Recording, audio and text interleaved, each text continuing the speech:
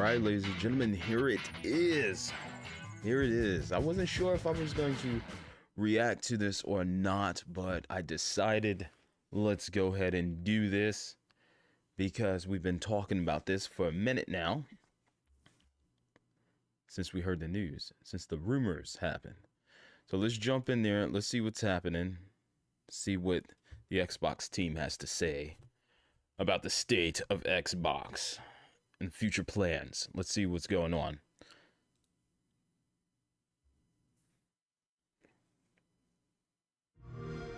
Hello and welcome to the official Xbox podcast. I'm your host, Tina Amini, and we have a very special episode today, as you can probably tell by the fact that I'm joined by Phil, Sarah, and Matt. Welcome. And we're going to talk about some updates at Xbox. We want to talk about game exclusivity. We want to talk about Activision Blizzard now that they're part of our portfolio, how that might be an impact on Game Pass. And we want to talk about hardware too and how all of this fits into the strategy at Xbox. So where should we start, Phil? Well, when we originally had planned for the show, starting back in December, I think we probably would have started with Activision Blizzard, maybe talked a little bit about the exclusivity with some of the news coming up, and then hardware. But we've had some unforeseen news that has come out. So let's just go and tackle the exclusivity question, because I know it's on the minds of a lot of people. We hear from the community, and that's an important input for us. So we made the decision that we're going to take 4 games to the other consoles, just 4 games, not a change to our kind of fundamental exclusive strategy. We're making these decisions for some specific reasons. We make every decision really with the long-term health of Xbox in mind. And long-term health of Xbox means a growing platform, our games performing, building the best platform for creators, reaching as many players as we can. We're always looking to learn as a leadership team and to grow. And we think this is an interesting point in time for us to use what some of the other platforms have right now to help grow our franchises. So we're going to do that. So these 4 titles, what are they? Can you say? I'm not going to name those games. The teams that are building those games have announced plans that are not too far away.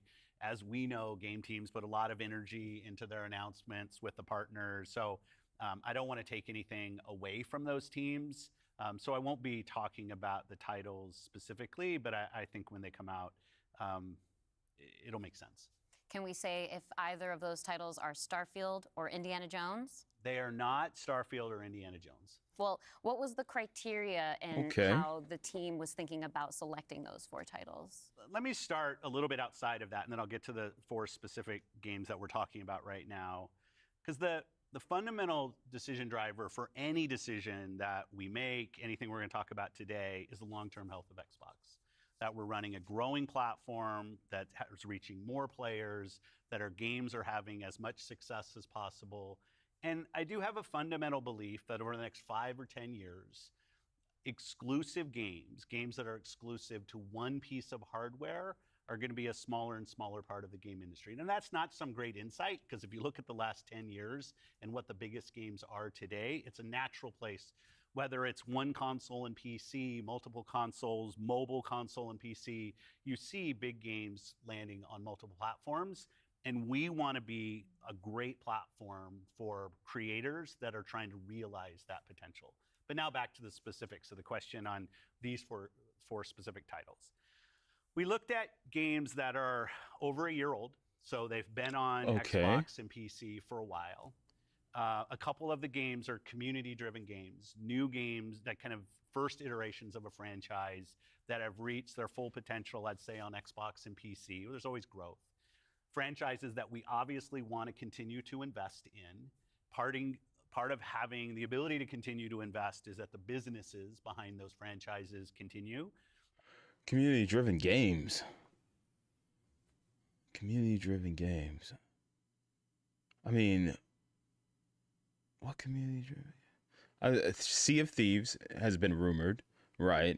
You know, that's a game that, you know, builds upon its community. How many people are playing it? So that it has to be like multiplayer based, right? I'm trying to think. Hi-Fi Rush is not multiplayer based. You know, Halo's doing fine. But I don't think it would be Halo. Trying to think what Minecraft is already there. There's Grounded. I mean, there's that. That's not multi-plat. So it could be Grounded. It could be Grounded. What else? Bleeding Edge. Hey, I'd be down for that. I actually tried to attempt to play Bleeding Edge. Matter of fact, that would work. You know, revive Bleeding Edge, but Sea of Thieves, Grounded, maybe Bleeding Edge, because you know that game just, it's exclusive. The servers are still up, but for what reason? I tested it out like a month ago. I tried playing online. There was nobody playing online, but the servers are still up, which is weird. So I wonder if Bleeding Edge could come back, and it could be free to play. They can make it multi-plat, you know, and Overwatch works on the Switch. I've streamed Overwatch on the Switch. I pretty much streamed it on every single one of these platforms: PlayStation, Xbox, PC, Switch. So I have 200 plus streams of that game. I think we're close to hitting 300, but I'm waiting. Yeah, it'd be awesome if Bleeding Edge comes back and is free to play. That makes sense. So they're not going to do like big named IPs. They're doing games that, like your Super Lucky's Tale, your Grounded, your what was that other game that people keep talking about? I forget.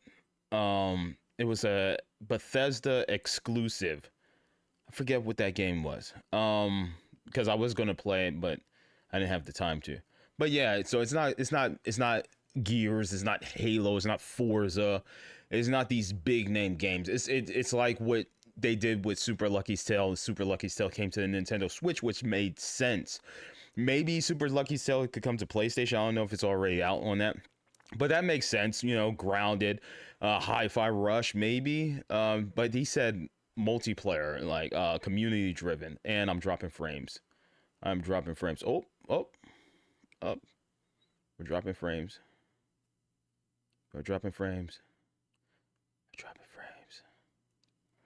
Give it a second. Okay. Give it a second. But yeah, that's what I'm thinking. I mean, that's fine. That's totally fine. If you're an Xbox fanboy or fangirl, I mean, these are games that, you know, have been out for a minute. So they pretty much sold what they can on the Xbox platform. So it makes sense for Grounded or something. And here's the thing, crossplay. Like, I don't mind games like Grounded and Bleeding Edge specifically. I would love for that game to come back. I want to get my achievements for that game. I would love for this because it will revitalize these games that are more online focused. Because I don't know too many people that play Grounded in a single player experience. It's more like you play with your friends. And same thing with Sea of Thieves. Could you imagine like your friend has a PlayStation and now you guys can play Sea of Thieves together? You know, you could be on your Xbox, your friend could be on their PlayStation. This actually, I would prefer if Microsoft pushed a lot of their multiplayer games to multiple platforms. Like, I mean, it would be nice to find different people in Killer Instinct, for instance. It would be nice to find different people to play in Halo and Gears. So if they wanted to make those games multi-plat, I would be fine. Like games that are more online focused, yeah, definitely make it multi-plat, grow the community. Because I feel like with a lot of games, even like Street Fighter 6, I find like the same people online over and over again. So I don't mind if like they want to do multi-plat with Sea of Thieves or Grounded or Killer Instinct. Like, could you imagine Killer Instinct coming back to life, being multi-plat? Like, that would bring more people to play Killer Instinct. Like, Maximilian Dood would probably start flipping out because Killer Instinct comes back. So yeah, that would make sense if that's the direction that they want to push Microsoft towards, like cross-play, you know, cross progression would be pretty cool. But let's see what else he has to say. Mainly, I'm harping on what he just said about community-driven games, and I think about community-driven games, and yeah, Sea of Thieves is one of the biggest, multiplayer games on the Xbox that's not multi-plat, and it's been out for more than a year, so that makes sense. More people besides me, playing Sea of Thieves, I be able to play with my friends that have a PlayStation. That makes sense because I don't really have too many friends on Xbox that want to play Sea of Thieves. Like everybody has moved on. They're playing Halo Infinite, they're playing Forza, they're playing other games, Call of Duty.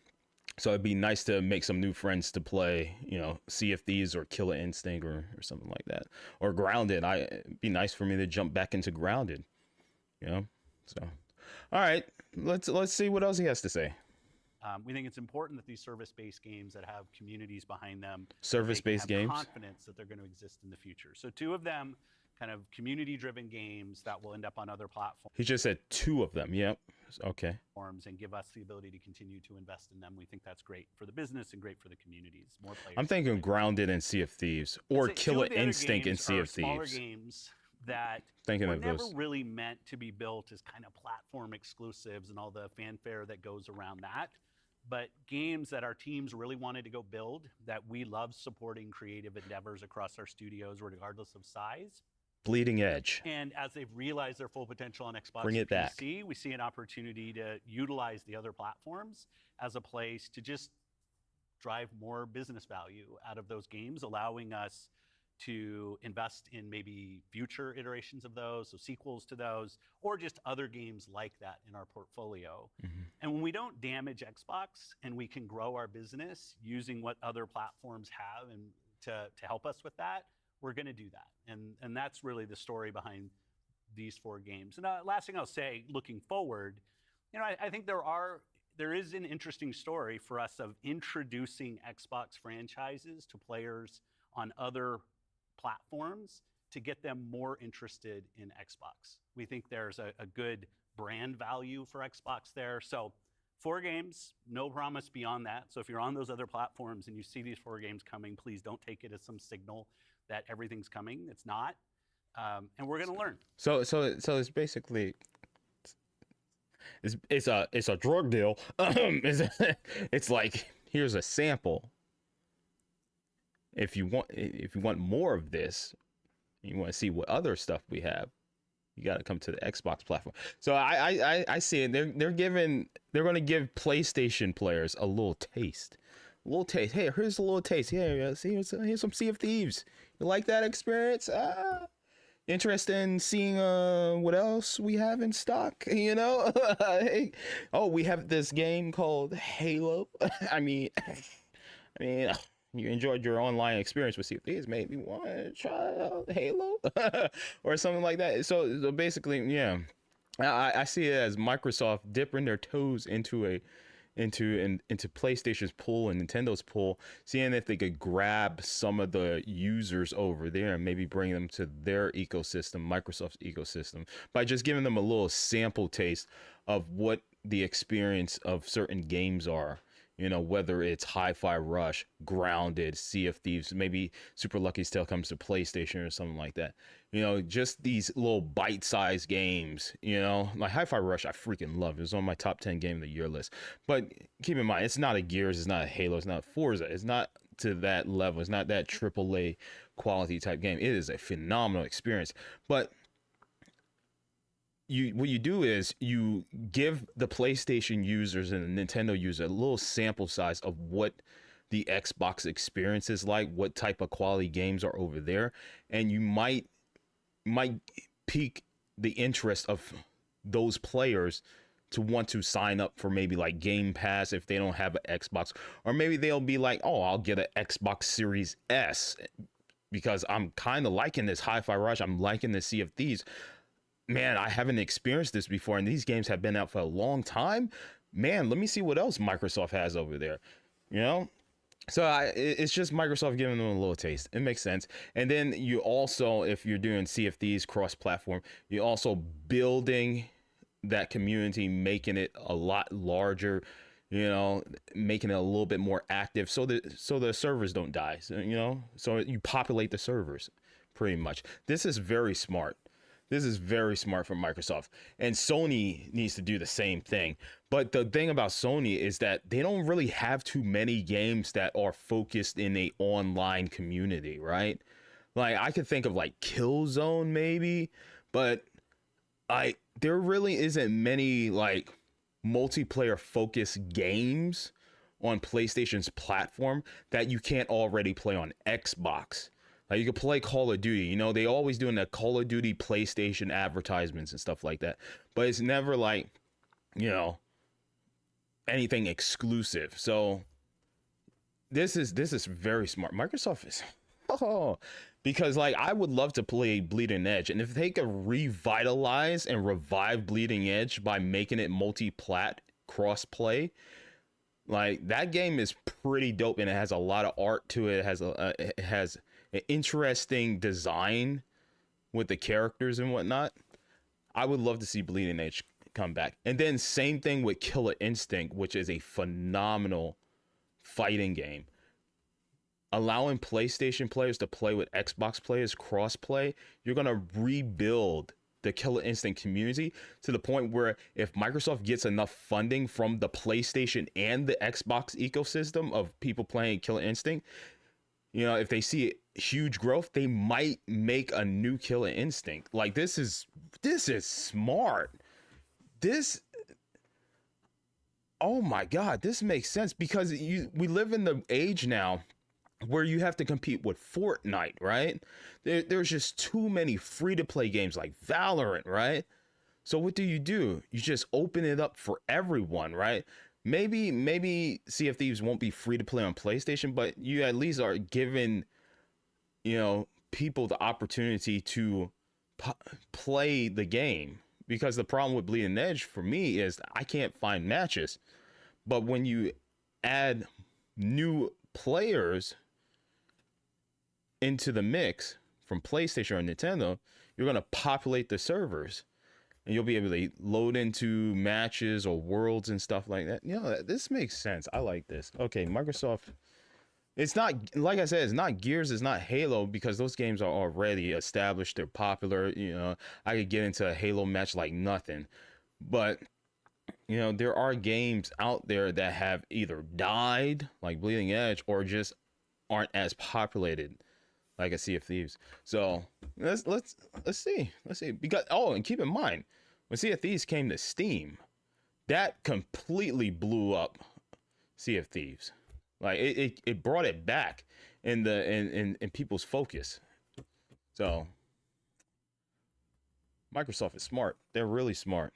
So when you are thinking about the future and this They're concept really of smart. live service games that can benefit from bigger audiences, new audiences, how does that apply to future titles and how you're applying that criteria there? Yeah, there's really no fundamental change to how we think about exclusivity. We just came out of Developer Direct, which was an awesome show, where we showed great games that are coming to Xbox and PC and cloud, which really makes them accessible to hundreds of millions of people. So it's this kind of, we're really focused on a couple platforms and what's going to show up there. But our key of play the games you want with the people you want, anywhere you want, when everybody plays, we all win. These have been part of our strategy for years and will continue to be. Our focus is on how do we continue to grow the games industry by reaching more players in more places, and how do we grow Xbox as part of that. Xbox is a hardware platform, Xbox is a publisher of great games, and Xbox as a platform for the world's best creators. Yep. Mm-hmm. And then So knowing that, you grow your community, making it crossplay. You also may grab a couple of players from PlayStation or Nintendo to come migrate over to the Xbox community. And there was one more thing. And you also make, you're profiting from those additional players now, which is also going to help fund the development of making the next Gears, the next Halo, maybe the next iteration of Sea of Thieves, maybe the next Hi-Fi Rush. This is no matter what, they're profiting, and they're going to pretty much see, Xbox fanboys need to look at it like this.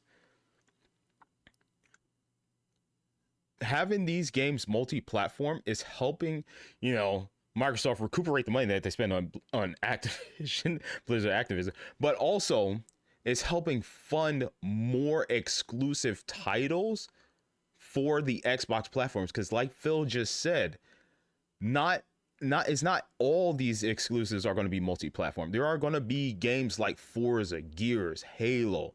These are tied to the Microsoft IP and system. All they're doing is just grabbing more currency from PlayStation and Nintendo users to help fund the development for these other games, so that we can have a better experience, or we could get the games that we've been yearning for the Xbox platform. There's a lot of games out there that are just shoved under the table, like a new Banjo and Kazooie. Like, if they get enough people to buy Sea of Thieves on PlayStation, maybe we will get a Banjo and Kazooie. This is all just helping the Xbox community so that we can finally get Perfect Dark. We've been waiting for that for ages. Where's Fable? We saw the trailers. A lot of trailers we're seeing, but I think that Blizzard Activision, they blew their wad on that. But this also helps them recuperate that money back. This makes sense. Regardless of the fact of how Xbox fanboys feel and fangirls feel, this is a huge W for Xbox players. Regardless, you win. If you've been trying to find matches for Killer Instinct, now you're going to find even more people if they make this multi-plat. Same thing with Sea of Thieves. So, and not only that, but Microsoft is getting money to help fund the next development of these iterations. The sequel to Killer Instinct, the sequel to Sea of Thieves, it's a huge W. This is so smart by Microsoft. They're not, and like I said, they're not giving these platforms the big names. They're giving them a little taste of what's to come. Like I said, Super Lucky Stout probably didn't even come to, I know it came to Switch, but what if that came to PlayStation? That's fine. Who cares? It's not Master Chief. Why should you care? It's not Gears. All it is just PlayStation and Nintendo is getting a little taste of what the Xbox house has to offer, and it's also helping fund future projects. This is all about broadening the horizon and making a lot of these games that, like Sea of Thieves, more populated, with more people playing. Killer Instinct, you'll be able to find new people to play. Bleeding Edge could probably come back. I'm gonna keep saying Bleeding Edge because I want to play Bleeding Edge, but I can't find anybody on Xbox to play with, and nobody's playing on PC because PC just has a wide variety of free-to-play games. But if you make Bleeding Edge free to play for PlayStation or something like that, it's gonna repopulate that community, and maybe they will focus on that and try to build it a little bit more to make it a better Overwatch. I love, tell you the truth, I love Bleeding Edge more than I love Overwatch. I mean, Overwatch is cool and everything, but I just love third person perspective, seeing my characters, and it had a lot of character to it. We'll see what happens, man. I don't think I'm just thinking of all the games that Microsoft has under their house. He said 2 games. I'm thinking Sea of Thieves, definitely Sea of Thieves. It's either Sea of Thieves and Grounded or Sea of Thieves and Killer Instinct. Because Killer Instinct, did they not just update that game not too long ago? I could have sworn they did. They made it like Killer Instinct Gold or something like that. So Microsoft is still thinking about Killer Instinct, but maybe they're like, man, if only we had more people playing this game to see if we could populate this game even more and see that people want to play this on PlayStation or Nintendo Switch, with Steam and Xbox, maybe we should make a new Killer Instinct. Let's see what happens. So yeah, PlayStation, Nintendo, they're getting a little taste.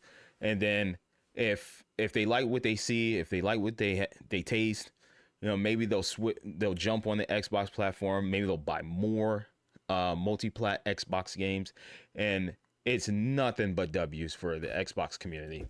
How do we think about our first-party games and Game Pass? It's only logical. Yeah, well, to build on what Phil just said, one thing I would add, as you were talking about growth, is just that we've sort of seen this inversion over the last Matt 5 Booty. years, where it used to be that the platform was the biggest thing, That's right. and the games would sort of tuck in within the platform. Today, big games like a Roblox or a Fortnite could actually be bigger than any one platform.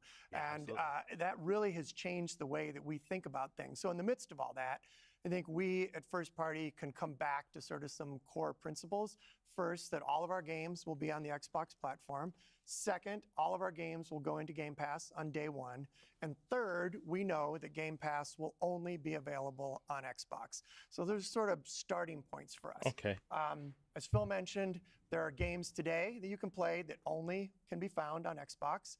And at the same time, we want to bring more of our games to more players. So we're going to continue to look at that. Kind of moving aside, though, from some of those and thinking more about what does it really mean for the player, to me, the two key things are cross-play and cross-save. God Those things dang! Look what, bro. I'm a freaking. Dude. I'm a mind reader. Like, what's up, Ghostwolf? I called it. I literally called it crossplay. Populating the community. Cross saves. Oh, I love it.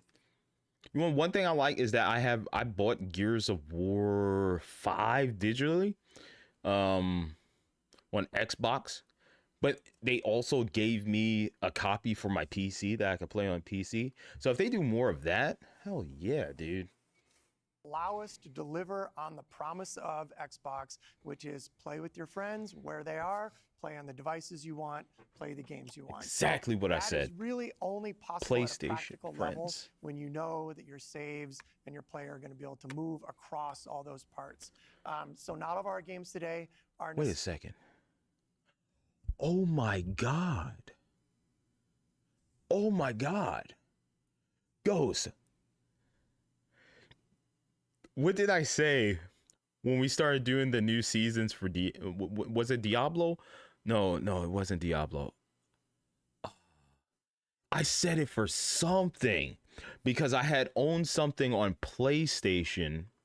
No, I was talking to my friend today about this. So my buddy so I went to go see my friend and he said, "Hey, I'm replaying Elden Ring." And I said, "Oh, cool. Yeah, I don't have a PlayStation 5 anymore because I originally played it on PlayStation 5." And then I said, "Now I have an Xbox Series X." And then I said, I kind of want to pick it up so I could replay it myself, but I kind of wish I had my save. And could you imagine if I could just be like, just grab my cloud save from PlayStation and then bring it to my Xbox so I can, because the new Elden Ring DLC is coming.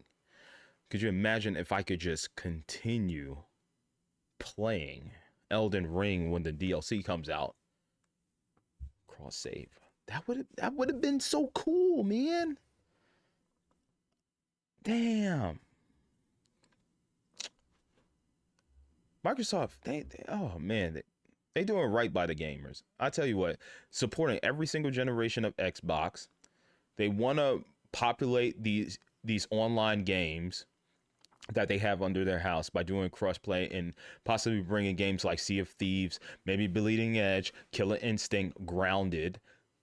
Like, Microsoft's so freaking smart. Plus, they're also funding for the future of Xbox. They are so smart. They are so smart, man. Microsoft is the gamer console. Don't get me wrong. I love PlayStation. I still love PlayStation. I love Nintendo. But, they always had, that's a funny pause right there when it's taking this time. What I love about Xbox, they support every generation of Xbox, right? Their games have achievements. Nintendo doesn't have achievements in there. Well, they have like little unlockables within it. I've been yearning for Nintendo to have an achievement system, and they don't. They just don't. Okay, And Microsoft is one of the ones to push for crossplay for Fortnite, which I love. Everything Microsoft has done up to this point has been for the gamers. There's a reason why we don't have a new Kinect. Why? Because it was only good on 360, and then when it came to Xbox One, we was like, this ain't it. So they said, nope, no new Kinect.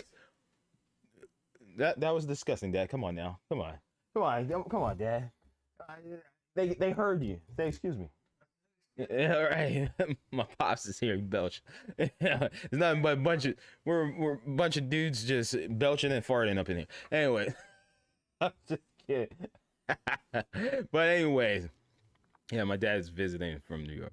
Anyways, what was I gonna say? Dude, like this Microsoft has been doing right by us, man. You know, Sony. Look, they made a VR headset 2. PlayStation VR 2, and it's not backwards compatible, and it's more than the console itself. You know, like, I hate to say it, man. I love PlayStation 2, but I gotta say, some of the moves that they make just don't make no sense. They want to focus on live services. How about you just make some good quality multiplayer games like Killzone? Gosh damn it! Give me a new Killzone. Give me a new give me a new Killzone. You know, give me the Last of Us. Multiplayer, man. Like, come on, man. What are you doing? But they got really good single player experience. I'll take even the Uncharted multiplayer again because I love the Uncharted 3 multiplayer. So I take that. But they just not doing it, man. Doing it. You're not doing it. As we bring more teams into the Xbox family, there's some catch up to do as we get there. But that cross-play, cross-save is like so fundamental to what we're doing, and I think is something that we as first party By the way, get such a good benefit from. No spoilers, Ghost. No spoilers, man. By the way, Diablo 4 is coming to the game. Doesn't matter. It came with my console. Plus, I own it on PC. But still, no spoilers. Don't spoil things for me. Close to the platform. Yeah, absolutely. I mean, that's one of the things, like you said, all of our games are always in Game Pass. And so I'm excited to announce, with the coming together that we had with Activision Blizzard King, that Activision and Blizzard games are coming to Game Pass, starting with Diablo 4 on March 28th. Dang it, Ghost, you couldn't wait. Super excited to You couldn't share wait. Today. And it's all part of our commitment to make the Xbox experience and the games that we build as widely available as possible. So now the 34 million Game Pass members can all enjoy the fantastic experience of Diablo 4. Amazing. Can we? Okay, hold on, real quick. So World of Warcraft, right? Okay. I don't play World of Warcraft, but isn't that a online game that you have to pay a subscription for, right?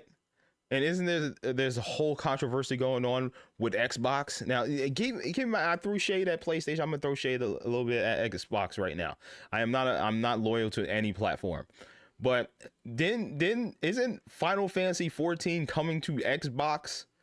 And I think it's coming to Xbox Game Pass or something like that. No, actually, no. Here's the thing: it's coming to Xbox, right? It's coming to Xbox, but you have to have Xbox Online and you have to pay for your Final Fantasy subscription. Whereas on PlayStation, when I played it over there, when I originally got my PS4 and I played The Realm Reborn, all I had to do was play Square Enix, right? Because it was free to play online. So, yeah. So World of Warcraft, you have to pay for a subscription, right? Do you also have to pay for gold? Or is it just you buy Game Pass and that is your subscription?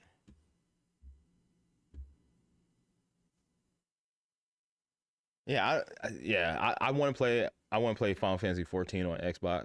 Matter of fact, I have a PC. Why the hell would I want to play on my Xbox? But I have an Xbox, so I would like to play it on there. Because I enjoy playing on my PlayStation with the controllers. Final Fantasy 14 is amazing on controller. But I don't want to pay for Game Pass and a subscription to Final Fantasy. That's highway robbery. All right, continue. Come back to the point, Phil, you mentioned at the top, this isn't really a change in strategy for us. Can you recap for me how it isn't?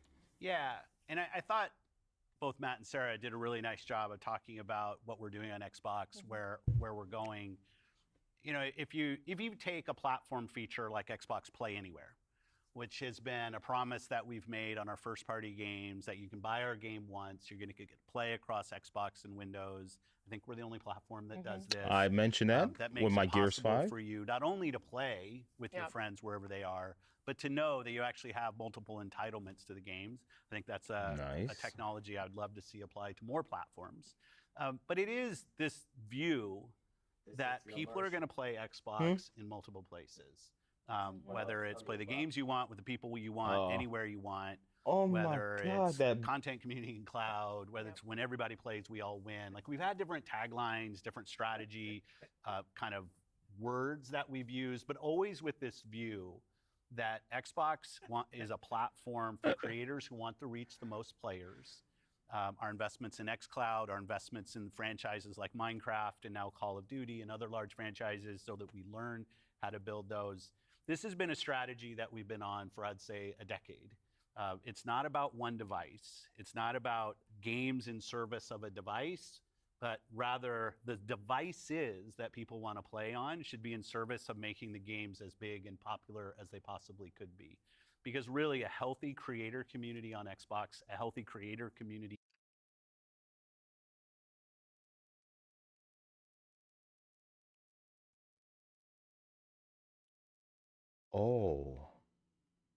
Oh, wait a second. Do I sense a little bit of shade towards PlayStation? Hold on, Phil.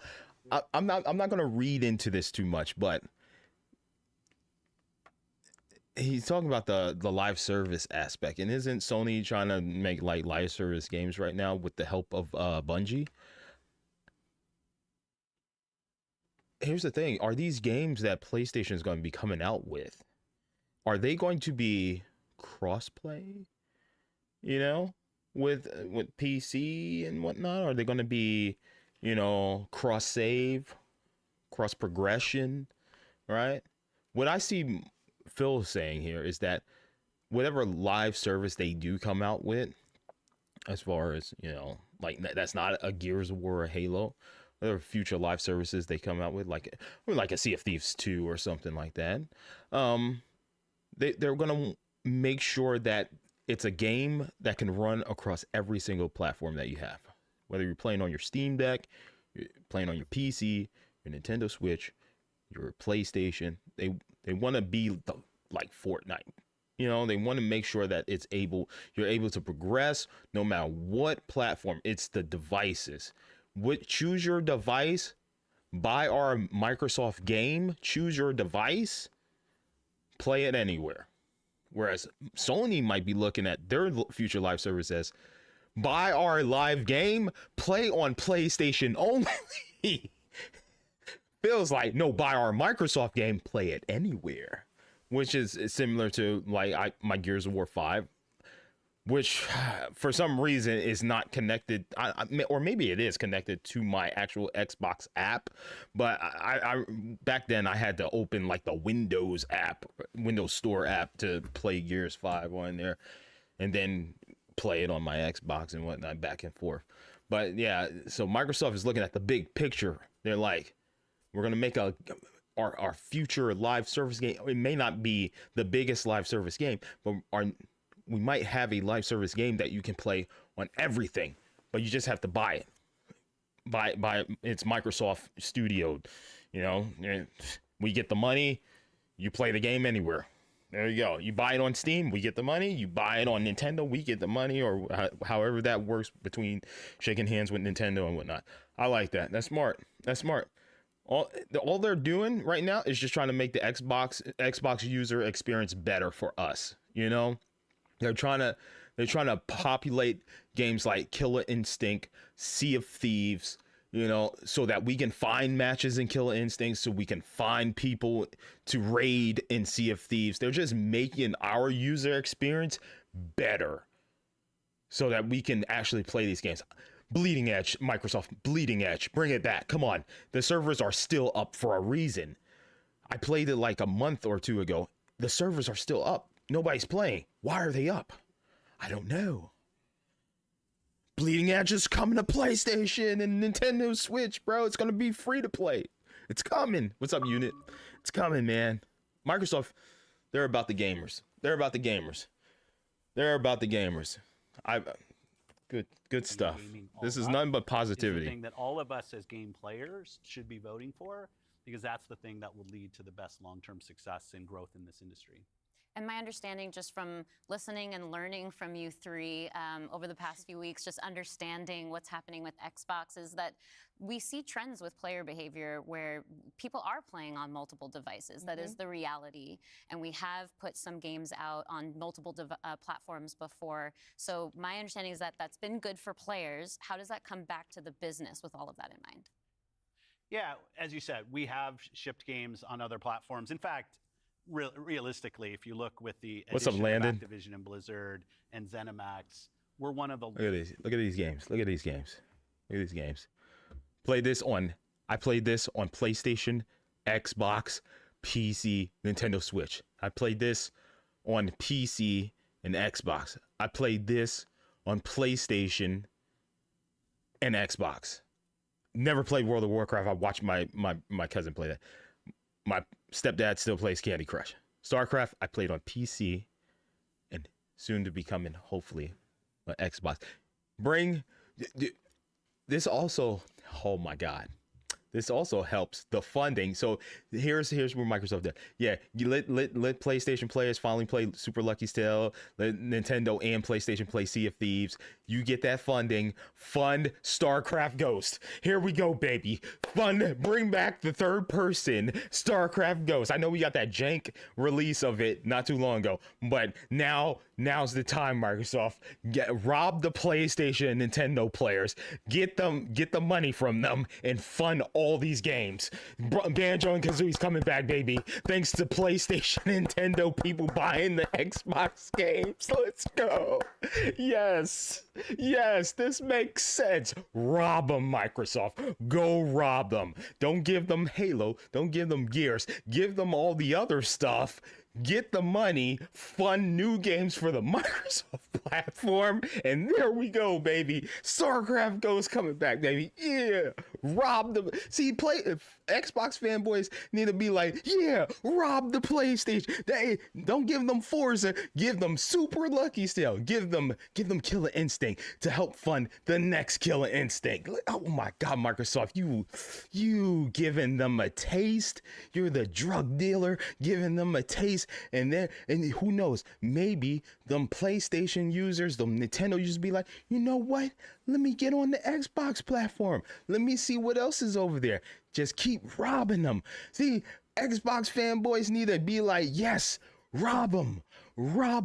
Give them Sea of Thieves, populate our server so we could go rob them literally with our big ships. Let me get the boys together. Let's get on Xbox chat or Discord. Let's go rob these new PlayStation people that never played Sea of Thieves before. There we go. Dude, this only helps the Xbox community.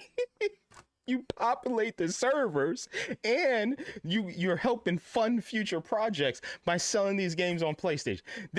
Give them Grounded. Yes, give them Grounded. Yeah. And Bleeding Edge. Yeah. There you go. Boom. Repopulate the servers and get money to fund future Xbox projects. Smart move. Largest Microsoft sneaky, man. We're one of the largest. Look at all these games. Look at it. Xbox, Bethesda. Okay, that's multiplayer. That's multiplayer. Starfield. We don't claim Starfield. As somebody who plays his Xbox a lot, we give it to them. Sure. Yeah, help fund the next Elder Scrolls that will be first exclusively to the Xbox platform, and then Sony can play it later. There you go. Who cares? Sure. Starfield. What Xbox fanboy is like, yes, Starfield, we waved the flag for that? Hell no, man. We all played it. It's not a quality product. I know people that went back to Fallout and Elder Scrolls, so. Oh, Prey. Yeah, there we go. Publishers. And Evil Within. Nintendo Oh, Switch, Evil. especially when you put Minecraft. Oh my God. Yes. Sell these games, these old ass games, like Starfield, that was exclusive. Like, sell that to PlayStation people to fund the next Evil Within. Boom. There we go. Even within craft 3. Let's into go. the equation as well, and now we're one of the largest W publishers, for the on Xbox mobile community. platforms as well. And that's not something This is a that win. we want to back away from. We want to Honey, I Shrunk the Kids game? Yeah, grounded. great games that millions and millions of people can love, and that they can play those games where they want to go play. But we do understand the business success that Xbox has to have. Us as leaders in this business, the system today, the system that all companies that we play video games from, is a world of you got to be growing your business. Growth in our Xbox business is critical to the long-term health of Xbox. Many people know I've been on Xbox for over 20 years, and I want to make sure Xbox is in the best position for the next 20 years. That means healthy player community, healthy creator community, and healthy business. So when we look at opportunities, Healthy community, player community, make it crossplay. Builds the community, like I said with Sea of Thieves.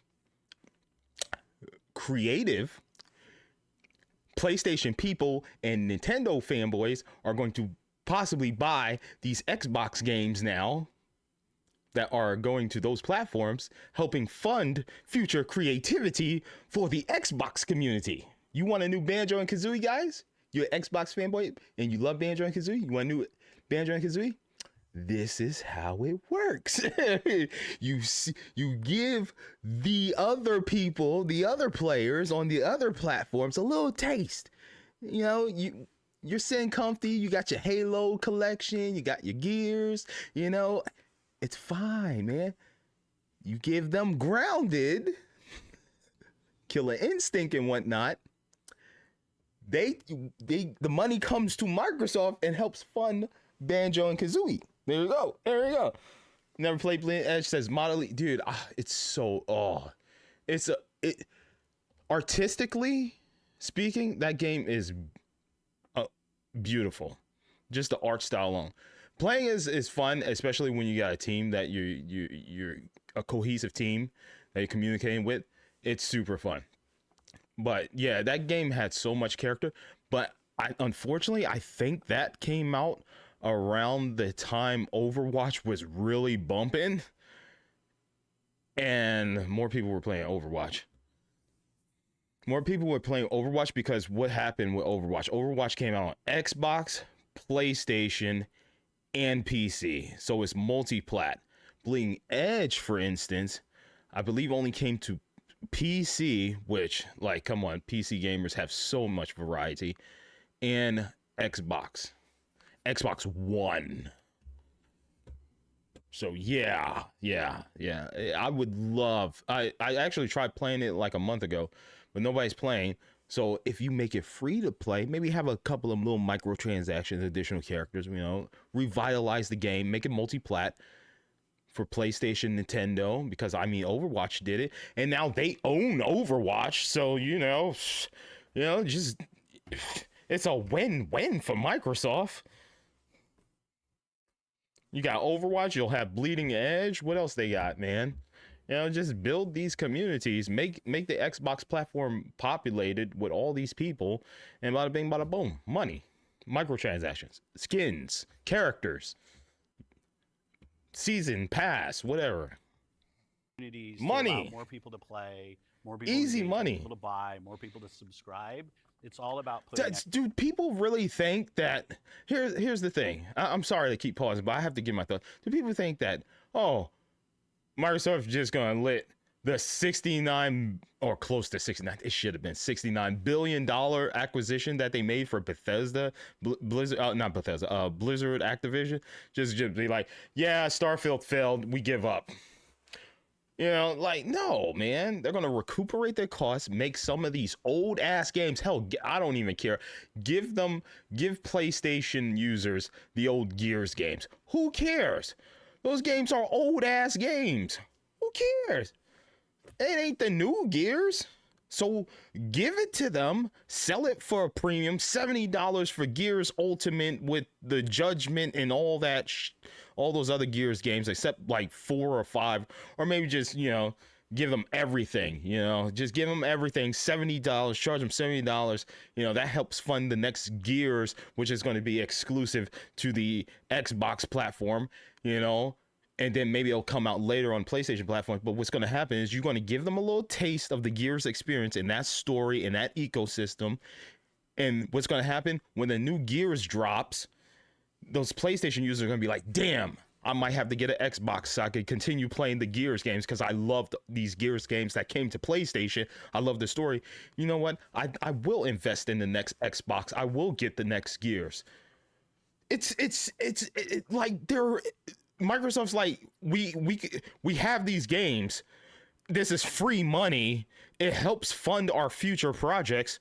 Why the hell not? But Xbox fans are like, no. But yet I was about to say we, but I'm not a fanboy. They're like, oh, we want the new this, we want the new that. But Microsoft is like, okay, if you want us to make Banjo-Kazooie, you want us to take a risk making a new Perfect Dark and stuff, how about we make a little bit of money on the side to help fund these projects? I mean, there's no reason why people should be trading in their Xbox because they think that Microsoft is leaving the gaming community. They're not.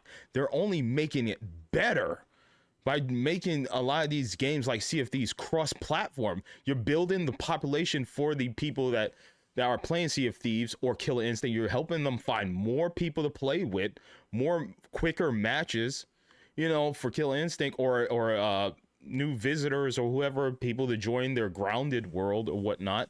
This only helps Xbox fans. There is no negative here. Who cares about Gears 1, 2, 3, Judgment, and 4 and 5? We played them. They're old ass games. If Microsoft wants to make some more money on the side to help fund Gears 6 or Halo, whatever the hell they're going to call it, because Infinite is not going to be Infinite. They're definitely going to be working on a new Halo soon, or Perfect Dark. You know, they're going. This only helps Xbox fans. These games are old. They're old. It's not like PlayStation's getting them day one. You know, could you imagine your buddy's like, he's a Sony fanboy, but you're like, dude, it doesn't matter. Like, dude, like Xbox, PlayStation, it doesn't matter.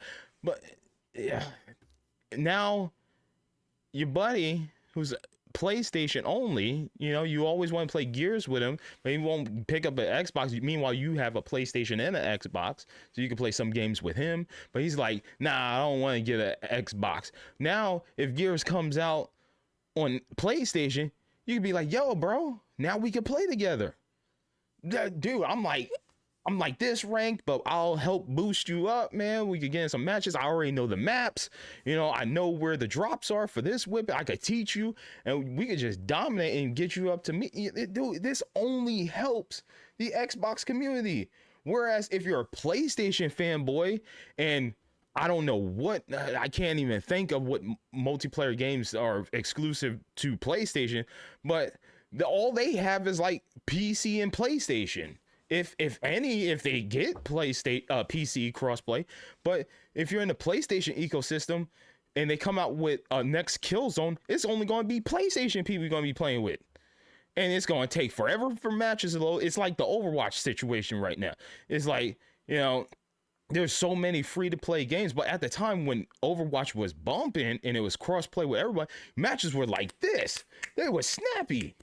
But now there's like Valorant, there's Fortnite, there's so many different games. There's Rainbow Six.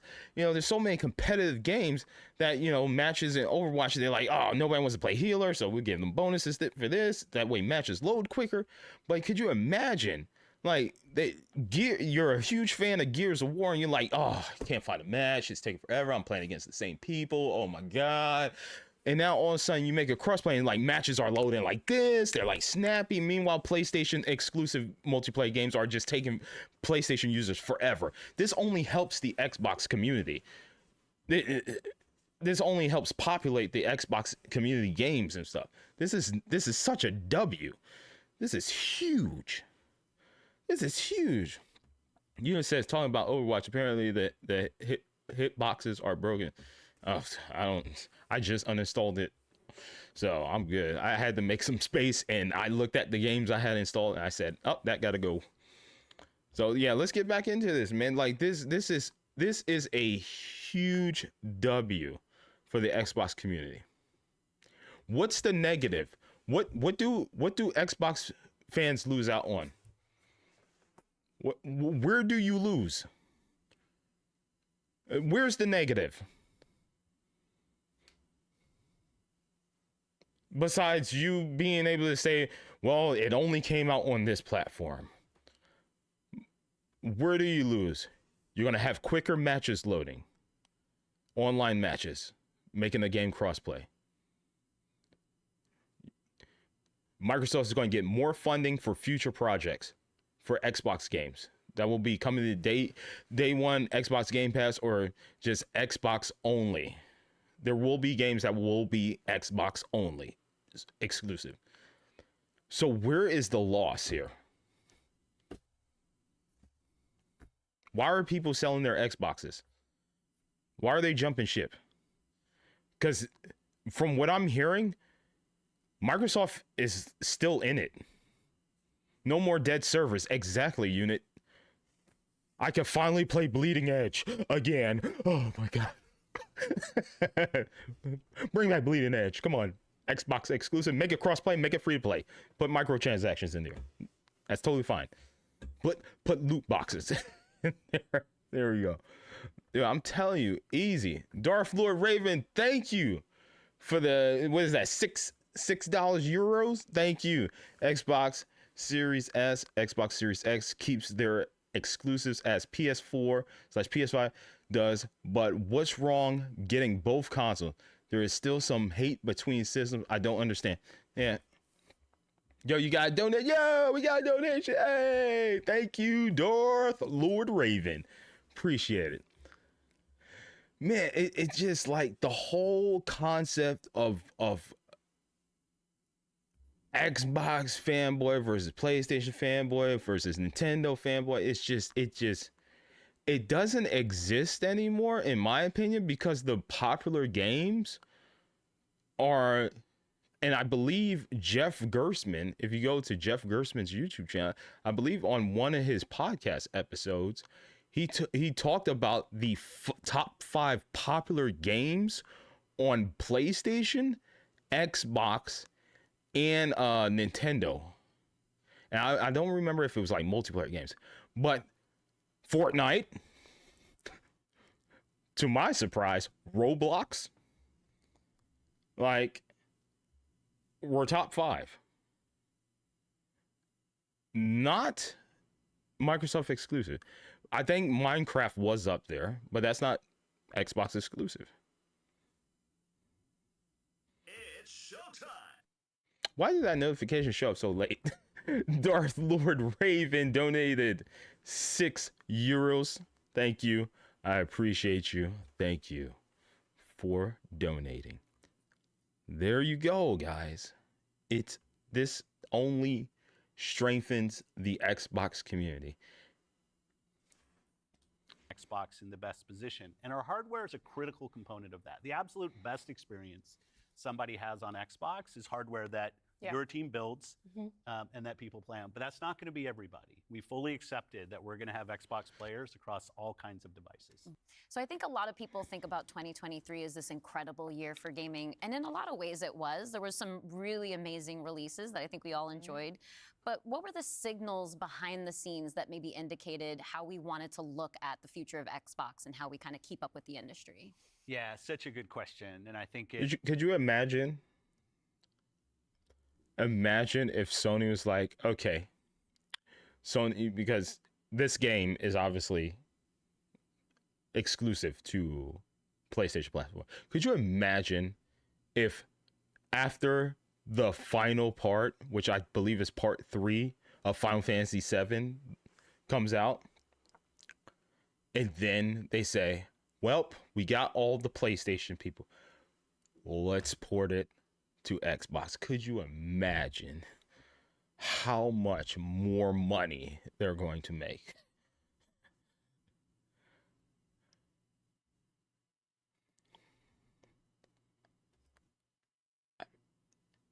I mean, at this point, you just choose the box you want, or you're like me, you're like Darth Lord Raven, you're like King Ghost Wolf, you're like us, and you just buy all the consoles because it's, you know, you want to play like Final Fantasy VII Remake, but then, you know, the other future projects by PlayStation is multiplayer. You just choose your box. Imagine you just choose the box you want to play on. You just choose the box you want to play on, and there you go. You build your achievements, you build your trophies. You know, I'm building my achievements on Xbox. You know, I built my achievements on PlayStation, but now I want to build it on Xbox. So I'm just over here just playing these games to build my achievements because I like the way the achievements pop up. They go bloop, you know, or when they're rare, they go bling, wing, wing, wing, wing, you know, like it's choose the platform you want to play on, man. If I buy a game on the Switch, it's because I want to play it portably. Now I have a Steam Deck, but Mario's not on the Steam Deck, unfortunately. But I'm just saying, man. Some games I buy on my Steam because I'm like, Hades is a great portable game. Hades is a great portable game. Yo, Unit, hey, Unit with the $2 says, wee woo. Had to support my boy to say, yo, thank you, Unit. But you should be saving that money for your college. Are you done with college? You save that money, $2. No, and get you far. That's like 2 packs of ramen, right? It's like 2 packs of ramen. That's with you, man. But dude, like, I don't see how the only way, and I don't think there's enough Xbox fanboys that are just like, that's just like, ugh, I'm never buying another Xbox again. I think the majority of the people are like me, who are adults who can afford all the consoles, you know, and we're gonna buy the next Xbox regardless, or we're gonna buy the next PlayStation, or we're gonna buy both. You know, it really depends, like which one comes out first. I'm like, oh, new PlayStation's coming out first, I'll buy that one, and now now the Xbox, I'll buy that next. There we go. Now the Xbox is coming. It's just it's like the people that are just strictly just Xbox only, and even those people, I wonder if they're like, oh, I don't want these games coming to other platforms. If I'm an Xbox player, I'm like, and I play Gears every day, or I play Sea of Thieves, I'm like, yes, make it multi-plat. It takes way too long for me to load into a match. You know, I like, yeah, you want to make the next Gears multi-plat? Yes, I will, because now I'm playing against noobs. You know, I'm playing against people that have never played Gears before. Now I'm going to own them. This only lets you take advantage of the PlayStation community at this point, or the Nintendo people. It's only a W for you. You get to play against noobs. You get the boys together and be like, yo, Gears just dropped on PlayStation. You want to boot it up on Xbox? You want to destroy some PlayStation people, man? You know, like, come on. Where is the L? Where is the L? And hell, games might be cheaper, or some games might even go free to play. You never know. You know, and here's a big thing. What if making it crossplay makes the battle passes and the customization skins and stuff, and like, you know, the next Gears or whatever? What if it makes it cheaper? No more $20+ skins, y'all, because they're getting enough funding from all the communities now. Now skins cost $5. You remember those days? I miss those days. Being able to boot up a game, get a skin for $5, being like, I want that skin. $5? What's $5? That would be dope, right? Where is the negative?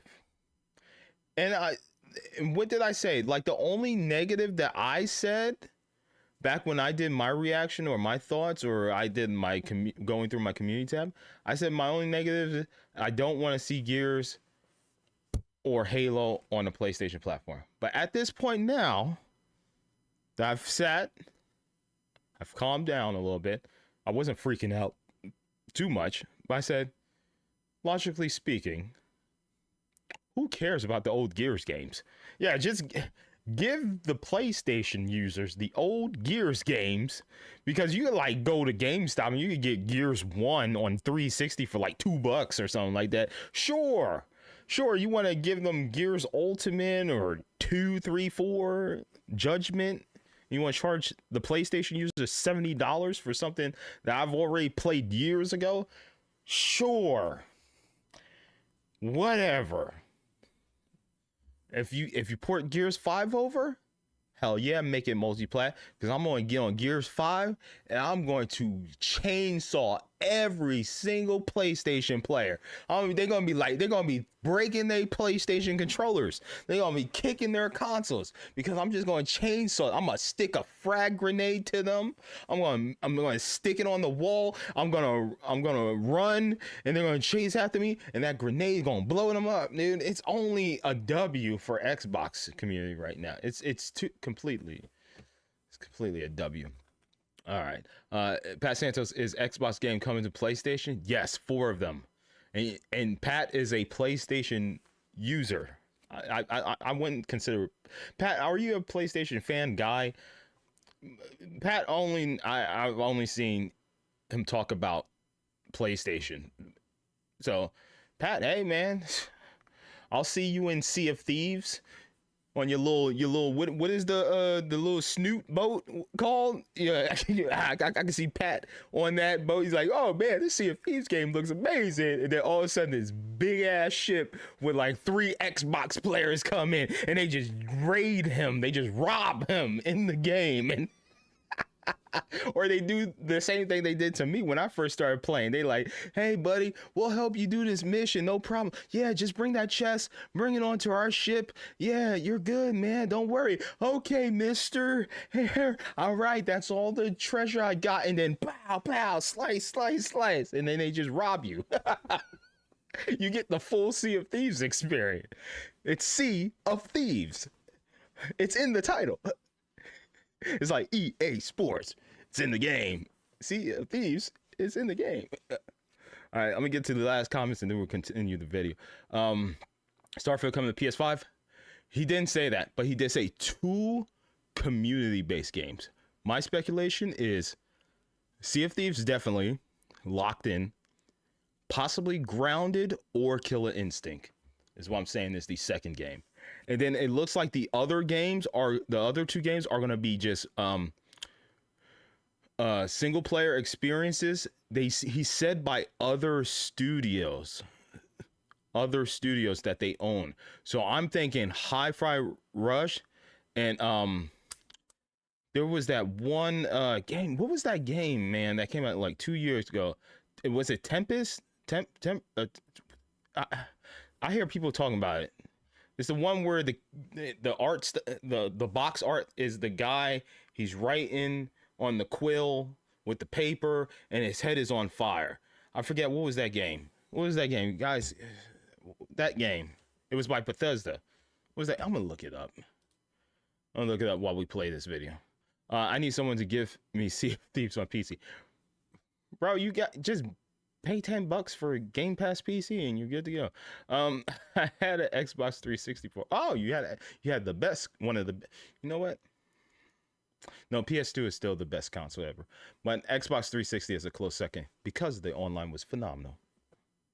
But PS2 has PS2 library is insane. I'm gonna play this video and I'm gonna look up this game that I'm trying to find. As people who care about the industry, which I assume is people who are watching this, it was an amazing year. Some great launches, some of the games that I think will stand the test of time and people will be talking about a decade from now.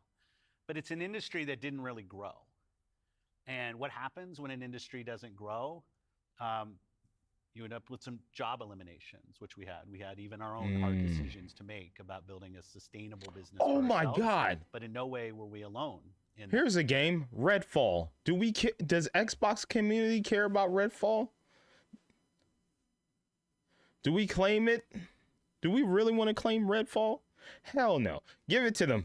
Give it to PlayStation. Maybe they'll help build for Redfall 2. There we go. Sell it to the PlayStation users to fund Redfall 2. Make a better experience. There we go. You can have it. When you think about a healthy industry, I want players who believe that they will find the best games on the platforms that they love. I want people who invest their careers in working here to feel like this is a place that they can be successful. And that really is down to being part of an industry that is growing. If you listen to Lisa Su, the AMD CEO, she'll say that AMD-powered consoles are likely to decline in 2024. I think there's an amazing set of games coming in 2024, but if we don't get to growing as an industry, the industry will struggle. And today there's really two choices on how do you grow the industry. Do you say I have a fixed number of players, the players that we have today, and do I find new ways to monetize those players to get more money from the players that I have? Or do you think about how do I expand the business I have by finding new players and adding those to the base of players that already play? Our focus on Xbox for the last decade has really been on that latter point of how do we make sure Xbox is growing for our players, growing for our creators, so those people are finding success on our platform, which will grow the Xbox business and put Xbox in a position to be very strong for years and decades to come. And let me give you, for all the Xbox fanboys, right? Do y'all remember the game Scorn? Do you remember that? Did you care? Do you care about that game? You remember that game? Who remembers Scorn? Does anybody remember Scorn? Exactly. You don't remember Scorn. It was that game where it was like the creepy environment, and it had a thing that looked like a willy whacker. It had a penis in the trailer, and it was ejaculating. Yeah, y'all remember that Scorn game? Exactly. Y'all remember Shredders, the exclusive game? Look, matter of fact, just look. Who remembers these games, bro? Hold on. Y'all remember this? Look at this. Look at these games came out. This is by PressStart.com. 14 Xbox Series X / Xbox One exclusive games in 2022. Phil said games that came out like a year or older, right? Y'all remember Crossfire? Tunic, good game. Stalker 2, Heart of Chernobyl. I don't think, did we ever get that? Oh, we did get that. Starfield and Redfall. Give it to them. Give it to PlayStation. Give it to them. Give it to them. Scorn, I don't remember that game. I only remember the trailer. I remember this game came out and it was doo-doo. Somerville, I heard was good. Planet of Lana, Shredders, I played it and I dropped that game. I dropped it like a bad habit. Sure, give it to PlayStation. Make some money. Ark Dust Falls, Slime Rancher, Samuel Saga, Hellblade 2, Forza Motorsport. Yeah, like who remembers some of these games, bro? Scorn. I don't remember that. I remember the trailer. I remember people saying, the game's whack, is mid as hell.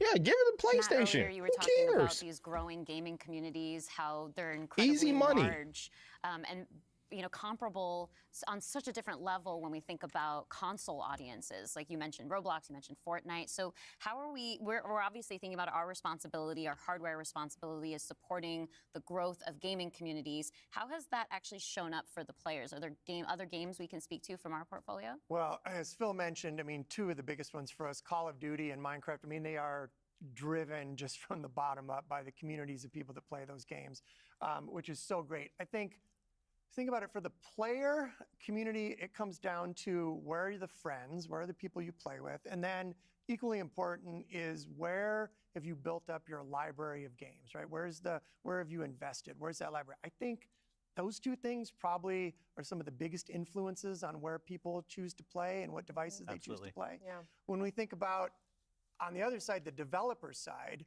just any game developer wants their game to find the biggest audience possible. That's just the nature of building a game. You want people to enjoy and participate in what you've made.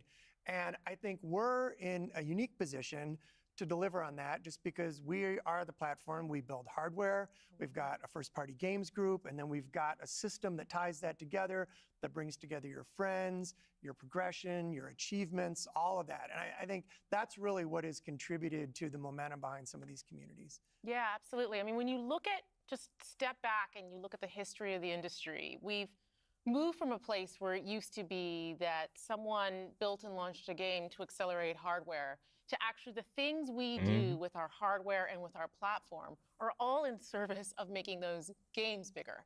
And we think about that across all of the investments we make. And here's the thing about that. Here's the thing about that. Yes, I bought a PlayStation 5 for Ratchet and Clank and Demon's Souls. I say this every single time. It took a while for anything else interesting for me to pick up, to come out. Like, just look, guys, you remember when I literally did the unboxing on my channel and I played the games. The games I bought Godfall exclusive to PlayStation. I bought Demon's Souls exclusive to PlayStation. I bought Ratchet and Clank A Rift Apart exclusive to PlayStation. And then I bought Valhalla. You know, that was multi-plat. I beat those 3 games, and then I beat Valhalla, and then what did I ended up picking up next for my PlayStation? Ghostwire. Game was okay. You know, it didn't rock my world. I enjoyed it. Forspoken. It was okay. But was it worth it? No. Ghostwire and Forspoken? No, it was not worth it. It wasn't until God of War came out. Horizon. You know, there wasn't anything that was like made my purchase worthwhile after buying those games. And what was I still playing? Multi-plat games. Fortnite. I was playing Overwatch. You know, I was playing these games that I could play on every other platform. Nintendo Switch, Xbox. You know, I bought it specifically for those 2 games, Demon's Souls and Ratchet & Clank. But the replayability, sure, I could go through Demon's Souls again for like the 8th time, but you know, I played it back when it was on PS3. Sure, it looks prettier now, but I'm just like, I don't. And then Ratchet and Clank, you know, once you go through that once, it's like, you get all the achievements literally going through it once. I'm just like, there's nothing. There's nothing else there. It's not like when 360 and PS2 was a thing. When it was PS2, there was just like crazy games coming out. It was like Xenosaga, Shadow Hearts, Dark Cloud. You know, there was those games that was coming out for that. And then on Xbox, you know, there was like the Splinter Cell games, there was Halo, there was consistent, you know, bangers constantly coming out on those platforms.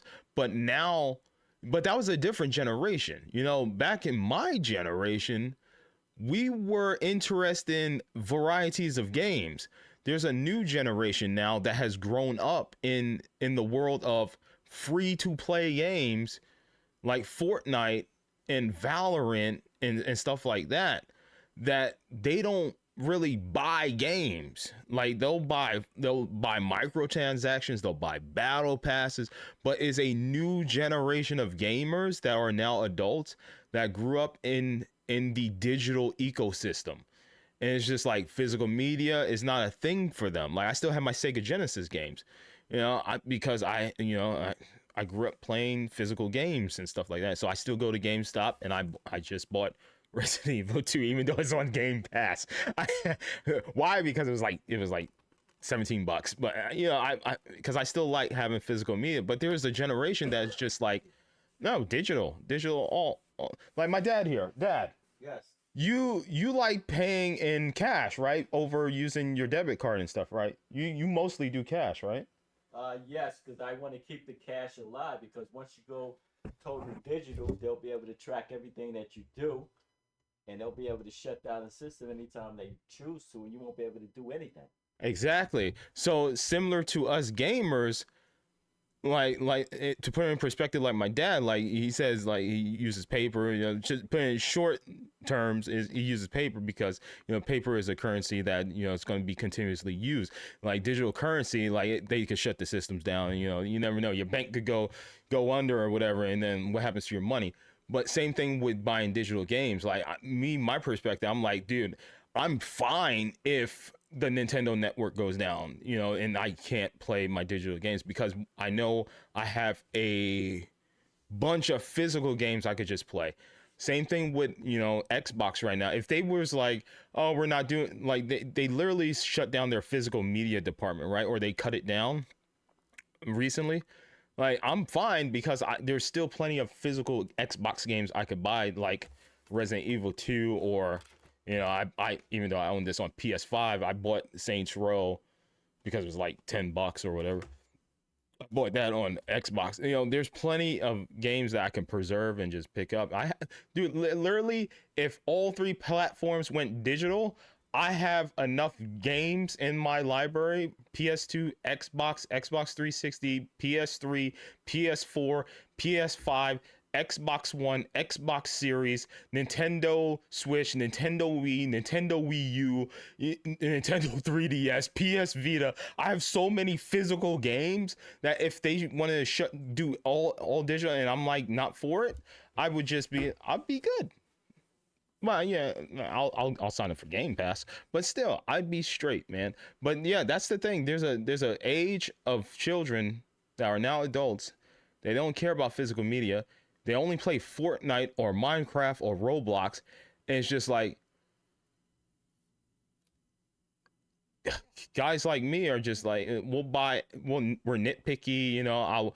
I'll wait for a sale, you know. They're unless it's like Halo or Gears or God of War or Ratchet and Clank, I'm not there day one, you know. Like, I'm not there. I'm not gonna be there day one for a lot of these games. And there's a lot of games coming out, and I'm just like, I'm an adult now, I got bills, you know. I don't want to be buying all these games day one. I want to budget. I want to wait for a sale, buy 2 get 1 free or something like that. You know, I bought Destroy All Humans for Xbox at Walmart because it was like $12, you know. I just like, I'm good, you know. And it's just not cost effective, you know, for a lot of these companies to just like put all their eggs into one basket for a new intellectual property when there isn't like a huge following behind it, right? So companies don't want to take risk, so they just do what they know, you know. Which is why Sony have they even started on the Last of Us multiplayer? They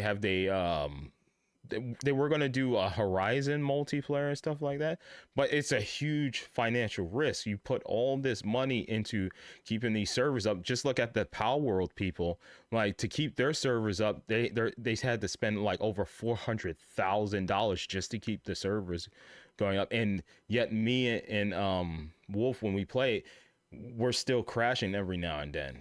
Servers disconnected. And it's an early access game, but you know, that's a lot of money. Could you imagine like what the Call of Duty servers cost, you know, what Overwatch servers cost? I'm sure these aren't cheap, you know, to keep going, but you know, it's just a lot we don't understand that these companies have to put so much money into these games. Like, look at Spider-Man. Didn't they say it cost them like over 300 million or something? Wasn't that the projected cost for Spider-Man, the last Spider-Man? Let me see. Spider-Man 2 development cost. Let me see. Development cost. 315 million. It's 315 million.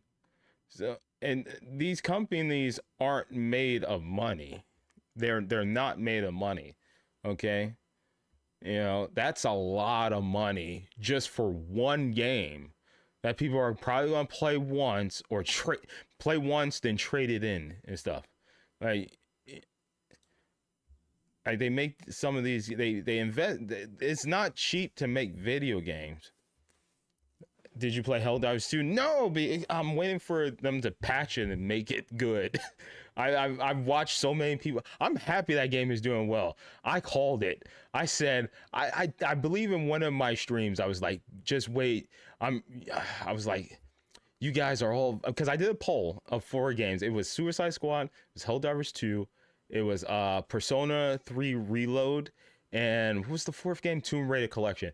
And every other game got a bunch of votes except Helldivers. I was like, you guys are sleeping on Helldivers 2, because I kept saying, I bet you this game is going to be awesome. It's going to be good, and you guys are going to eat your words. I'm happy everybody is eating humble pie, because guess what, guys? Helldivers 2 is one of the best games that came out this month. That's right. It's doing so well right now that the servers are crashing. That's good stuff right there. I hear the microtransactions aren't great, but I'm waiting for them to fix it. I'm waiting for them to fix it. But yeah, dude, Helldivers 2, and it's $40, man. It was like $33 on CD keys. I digress. The games are costly. They're expensive, and for companies to gamble on the next, Nintendo gambling on the next Metroid Prime. Yes, Metroid Dread did good, thanks to John Cena for getting it out there. But yeah, it did good. It's a totally different perspective. Hopefully, people picking up Metroid Prime Remastered, hopefully that did well. I don't know with the what they call it now. It used to be the MPD. Sakana, the Sakana sales. I don't know what the Sakana sales were for that, if it did well. But that's a huge risk for Nintendo to make a new Metroid. Is it do we make a new Metroid, or do we make the next Legend of Zelda or the next Mario? It's just do we put a lot of this money into developing the next Metroid and it just flops, versus us getting easy money for the next Mario Kart, because Mario Kart is still the highest selling game on the Switch. It still kills it every quarter. I don't know how there aren't enough people that have Mario Kart 8 Deluxe, but it just keeps selling. It's still number 1 in Japan. How? They're printing money. Nintendo knows how to print money. Whatever Nintendo's doing, we do with things like crossplay, cross progression. Everybody else needs to follow. Things that we're doing with cloud. How do we actually give more options to game creators? I'm gonna rewind it. Service. I would just like to say, Nintendo, they're not the most powerful device. Their games aren't the most graphically impressive, yet Nintendo games still sell so much. It's insane. Nintendo has found the way to make money and keep everything cost effective. They have unlocked the secret sauce. They've done it. Their games look colorful and bright, and some people say, oh, it's a children's game, but yet the adults are buying it. They are buying it. They are buying it. They are buying it. They're buying it on the inferior device. I said it. The Nintendo Switch can't hold a candle to not even the PS4 and the Xbox One, the previous predecessor of those 2 platforms. Yet Nintendo still prints money.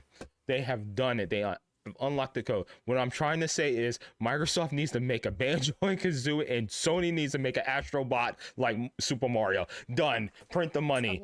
Send the checks. And we think about that across all of the investments we make, the consoles we build, the investments we do with things like crossplay, cross progression, the things that we're doing with cloud. How do we actually give more options to game creators so they can have the greatest success? I think one of the fun recent examples about this is actually Palworld. Palworld was able to launch. They were a game preview. They launched in Game Pass. They also simultaneously launched in Steam. And through the combination of those things, Pocket Pair was able to have this outsized success. And it was the largest third-party Game Pass launch ever. And that's all because we give creators options on how they can launch their games. We've got subscription, we've got retail, we've got free-to-play, we've got game preview. We have the consoles, we have our experience on PC. And I would like to say, here, hold on. Darth Lord Raven says PS2 was a very creative game console. Yes, it was. There was so many. Oh my God. just the unit itself, like being able to play DVDs, was very impressive.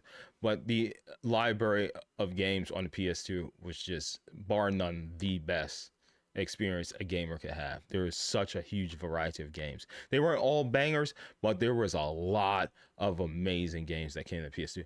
Now, what she's saying though, the whole, Pal World did phenomenal on Game Pass. Yeah, that makes sense. That makes sense for Pal World, a game that looks like Pokemon. Okay, there's a specific type of aesthetic that Pal World has that, keep in mind, the Pokemon community, part of Nintendo, Pokemon company, a part of Nintendo, they're their own thing, they're their own entity, but they're exclusive to the Nintendo platform. One of the best just gaming devices known to man, the Nintendo Switch. What happens is the adults look at that and they're like, I want to play that Pokemon-like game because Scarlet and Violet suck the booty cheeks. But this game, I get to live in this world. I get to build. I get to have my little Pokemon run around. It has a certain aesthetic that pleases the Pokemon fans' eyes, like myself. Okay, so it wasn't that hard for us to jump on to Pal World. Plus, it's $30. It was $30, or it was $24.99 on Steam. And people on YouTube like Asmongold just like praised the game so much. He was like, oh, I'm really enjoying this game. It's phenomenal. People looked at it. They was like, oh my God, you can murder the Pokemon. This is crazy. So it had a lot of fanfare behind it. It wasn't just because it, came to Game Pass. No, there was a whole culmination of people talking about, have you played the Pokemon with guns? Like once my little Leaf Monk pal, once I got it, the submachine gun, and I started shooting things, I was like, oh, this is funny. This is hilarious. It jumps on my shoulder like Pikachu, and it just starts shooting everything. That's why Pal World did so well. And that the game somewhat works. It was interesting. That was it. No, it was interesting. It's an interesting aesthetic. That's it. It wasn't because, it's on Game Pass. I mean, that was a nice little bonus. And plus, for a game that's always online, I don't want to pay for it, really. I don't like always online games. I don't like them. When I found out Back 4 Blood was always online, I beat it night one and I traded it back to GameStop for full trade credit minus my tax. Why? Because I found out that the game I bought was always online and I couldn't play it offline because sometimes my internet would go out because I have Spectrum internet and they wouldn't let me play my video games for like 3-4 hours. So I didn't want Back 4 Blood. I'm not invested in this game. I bought it for my PS5 console to preserve it, and I found out it was always online, and GameStop had the deal. They said, trade in your game that you just bought within 48 hours, get full trade, carry it back. We did one sitting, and I beat Back 4 Blood, and I traded that son of a gun in, and got a actual game that you can play offline. There we go, done. Enough said. All right. Wow, this is a short thing, but I turned this into like an hour and a half stream. You see, because I feel like I needed to express. I feel like I needed to look at this, take everything with a grain of salt, and inform you guys that Microsoft is doing a good thing by doing this. Okay, they're releasing 4 games, right? And we don't know what games it is. There's speculation that it could be Sea of Thieves. Like everybody is saying Sea of Thieves. But now that I just looked at some of these games that's exclusive to the Xbox platform, like it could be any of these games. But yeah, Sea of Thieves makes sense because I'm sure Microsoft doesn't want to port, games that didn't do well, like Redfall or Scorn or Shredders. I could see Redfall maybe if it's at a better state, but I don't know how you can improve that game's story / mission structure because it was boring as hell. Literally started that game with a party and ended up playing that game and seeing credits by myself. That's how bad the experience was for the other people, including myself. But I had to finish it for the stream. So yeah, it is what it is, man. Yeah, I could see it, but you know, like I don't see any negatives with the way Microsoft. If anything, PlayStation fans need to be annoyed right now because they're not getting no multiplayer games. Single player experiences that they are getting is phenomenal, but as far as the people that look to play multiplayer games, what do you have? They're not making a new Killzone. They have not. Have they even started The Last of Us multiplayer? They have not. So what else is there besides just for the multiplayer fan? For the multiplayer fan that owns a PS5, what is there? Fortnite. There's these games that are third party, you know, multi-plat games. Where are the exclusive multiplayer games? There aren't any.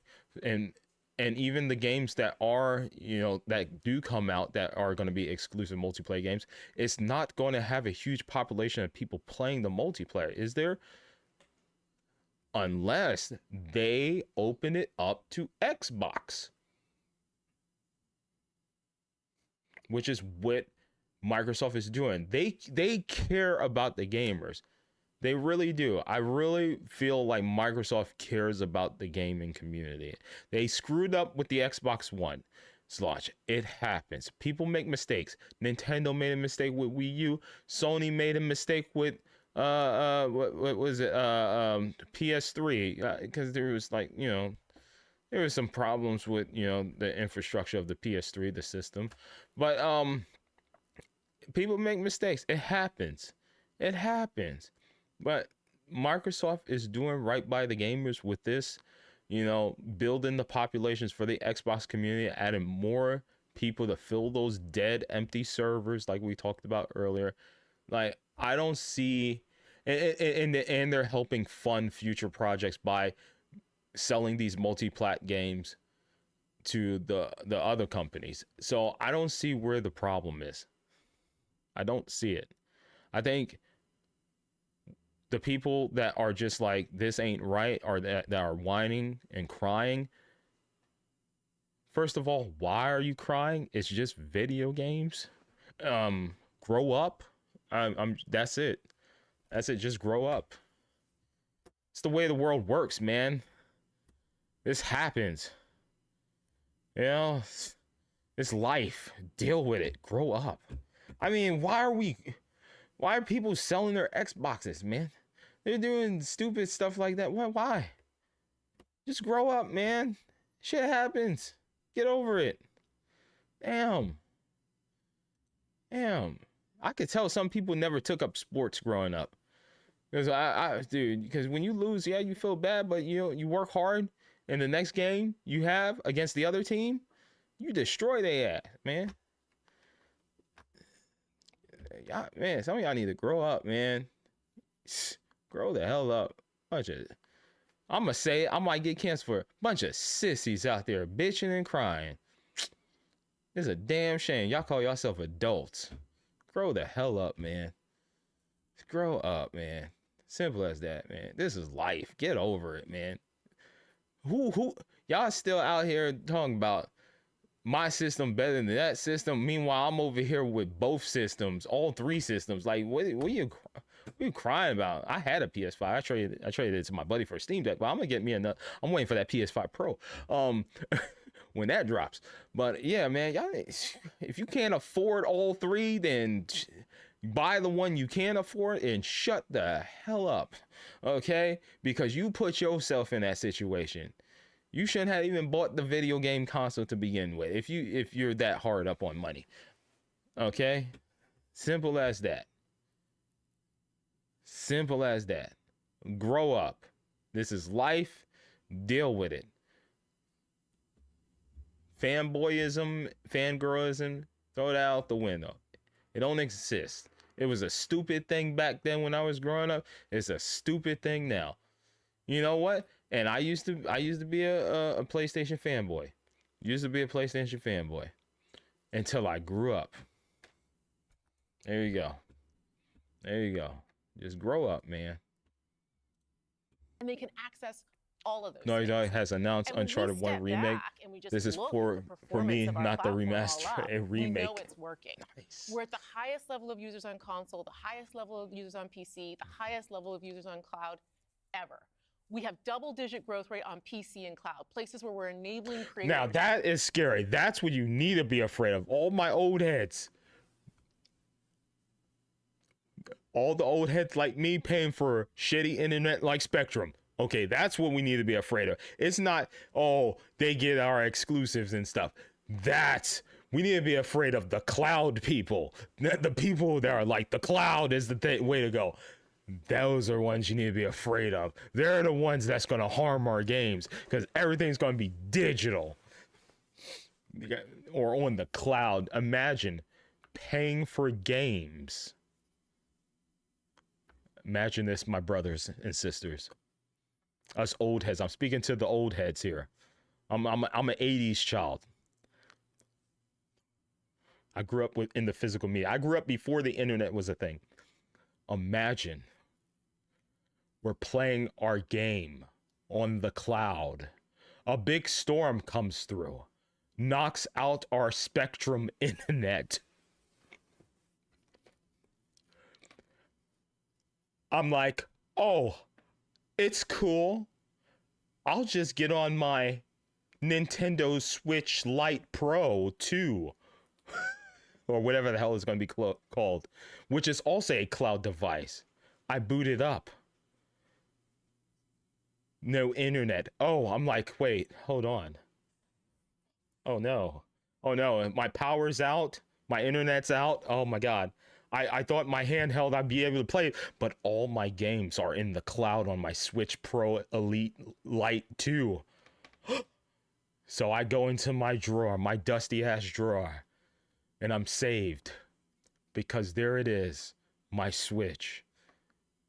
And my big clamshell thing that has all my Switch games, and I see the light. And it boots up with the Nintendo logo, and I'm able to play my physical games.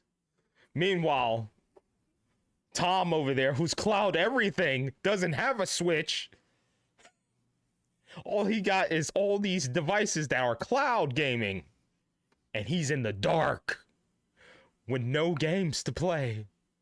And he's crying in the corner because, I don't know, he didn't grow up. I don't know. No, he's sad because he can't play his video game. Meanwhile, I'm over here playing Super Mario Odyssey for like the 5th time. Yeah. Cloud gaming is the true evil of gaming. That's what we need to watch out for. All the streaming and crap. At least Steam, if I'm not online, they still allow me to play my games. I just have to check in every now and then. But the cloud gaming ain't no check-ins. Why? Because it's the cloud. What happens? What happens if you skydive and you go through a cloud? Nothing. You wanna know why?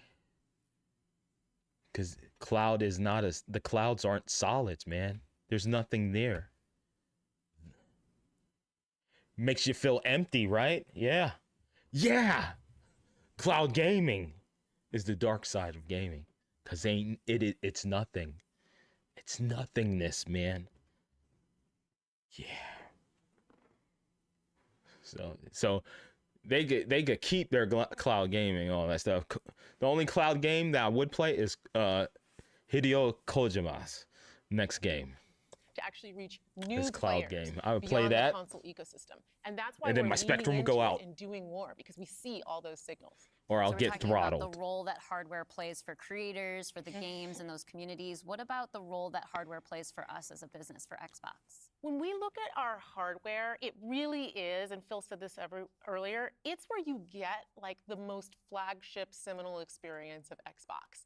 And it also represents a developer target. Our developers can build the specs of our hardware, and we invest to make sure they know when they do that, that the games are going to run great on our hardware, but they're also going to be able to be accessed across any screen because of all the other investments we make. So we're giving them an easy way to access as many players as possible. And we actually have more creators right now building for Xbox than ever before by nature, thousands of them by nature of those investments. And we got more to come. There's some exciting stuff coming out in hardware that we're going to share this holiday. And we're also invested in the next generation roadmap. And what we're really focused on there is delivering. Well, there you go. There you go. There you go. We just got confirmation that there's going to be a next generation of Xbox. Now, here's the thing. That was all nice and everything what she just said about, oh yeah, so we have the device so that they can build for the device to make sure it works on the device, but also when you buy the games here on this device, you will be able to play them on your other devices too. That's nice. So the device is there so that developers can build and make games work for the device. Cool. They just said for the next generation. She just said next generation. Now, here's the thing. I'm worried about is the next generation all digital. That's that cloud gaming, digital and cloud gaming. No, I don't want it. I already said if next PlayStation and Xbox go all digital next console and cloud game, I'm done. I'm done. This is it. Xbox Series, PS5, that's it. I will buy my games that I can buy on Xbox and PlayStation, and that's it. If they say Gears 8 or 7 or whatever the hell, comes out, whatever they call the next Gears and Halo, I don't care how good it looks. All I know is that I have Spectrum internet and my internet is dog shiz, okay? I'm not cloud streaming on a shitty network, and the only way we're going to actually get good internet like Japan is if we have a governed internet, and ain't no red-blooded American going to be like, yeah, I want the government watching my activities. No. So, yeah, nah, it ain't for me. They could keep that. I'm all digital. Kiss my ass, man. I want to be able to have my games. If my Steam library goes down, I'm fine. You wanna know why? Because the majority of those games I paid like $2 for, $4 or $5. Plus I own them multi-plat physically, so I'm good. If my Steam library goes away, my 200 plus games go away, I'm like, I played most of all of them. I only paid like a couple of dollars for most of those games, and I own them multi-plat. I own them physical. So if my Steam library goes away, whatever. Like my Steam Deck is literally my emulation box. Like I have emulators on there. Every time you see me play Baldur's Gate, what do you see when I boot it up? I have that emulation thing up there. I'm good, man. That'll just be my emulator box. The largest technical leap you will have ever seen in a hardware generation, which makes it better for players and better for creators and the visions that they're building. And then when we're talking about hardware too, there's these other considerations that are really important to our community, probably to each one of ourselves as well. When you talk about library, because I want to dig in on that a little bit more. As we talk about cloud in the wider entertainment industry, there's conversations about streaming. How is that impacting how I own my content that I've invested in? So what can we say about our stance around game preservation? Yeah, one of the highlights for me of being in this position was getting to stand on stage when we announced the back compat coming to Xbox One. Like, it was fantastic. People were reading the teleprompter before I could read it. I'm a slow reader, and just feeling the energy in the auditorium as we were saying that and online. One of the cues I think us as being part of Microsoft take is looking at Windows and how Windows over decades has maintained software compatibility with things that are built on it. Like, I can still go back and play some of the games that I love playing on Windows from decades ago, and it will still run. And we try to bring that same view. I would like to disprove that. Yeah, some of them run. Some of them run. But I played Alice Madness Returns I also own it on. I know I did my stream on Steam Deck, but I also own it. Played it on my laptop. Yeah, there seems to be some graphical incompatibilities with the powerful graphics card and chips that I have in my laptop. I don't know if it just Alice Madness Returns just can't handle it, but sometimes that game doesn't run great. And it's not just that game. There are other games, that I've played, older games that I still have the physical disc of the PC game of that I bought in like maybe the early 2000s, okay? That is not optimized for the powerhouse that is my laptop, okay?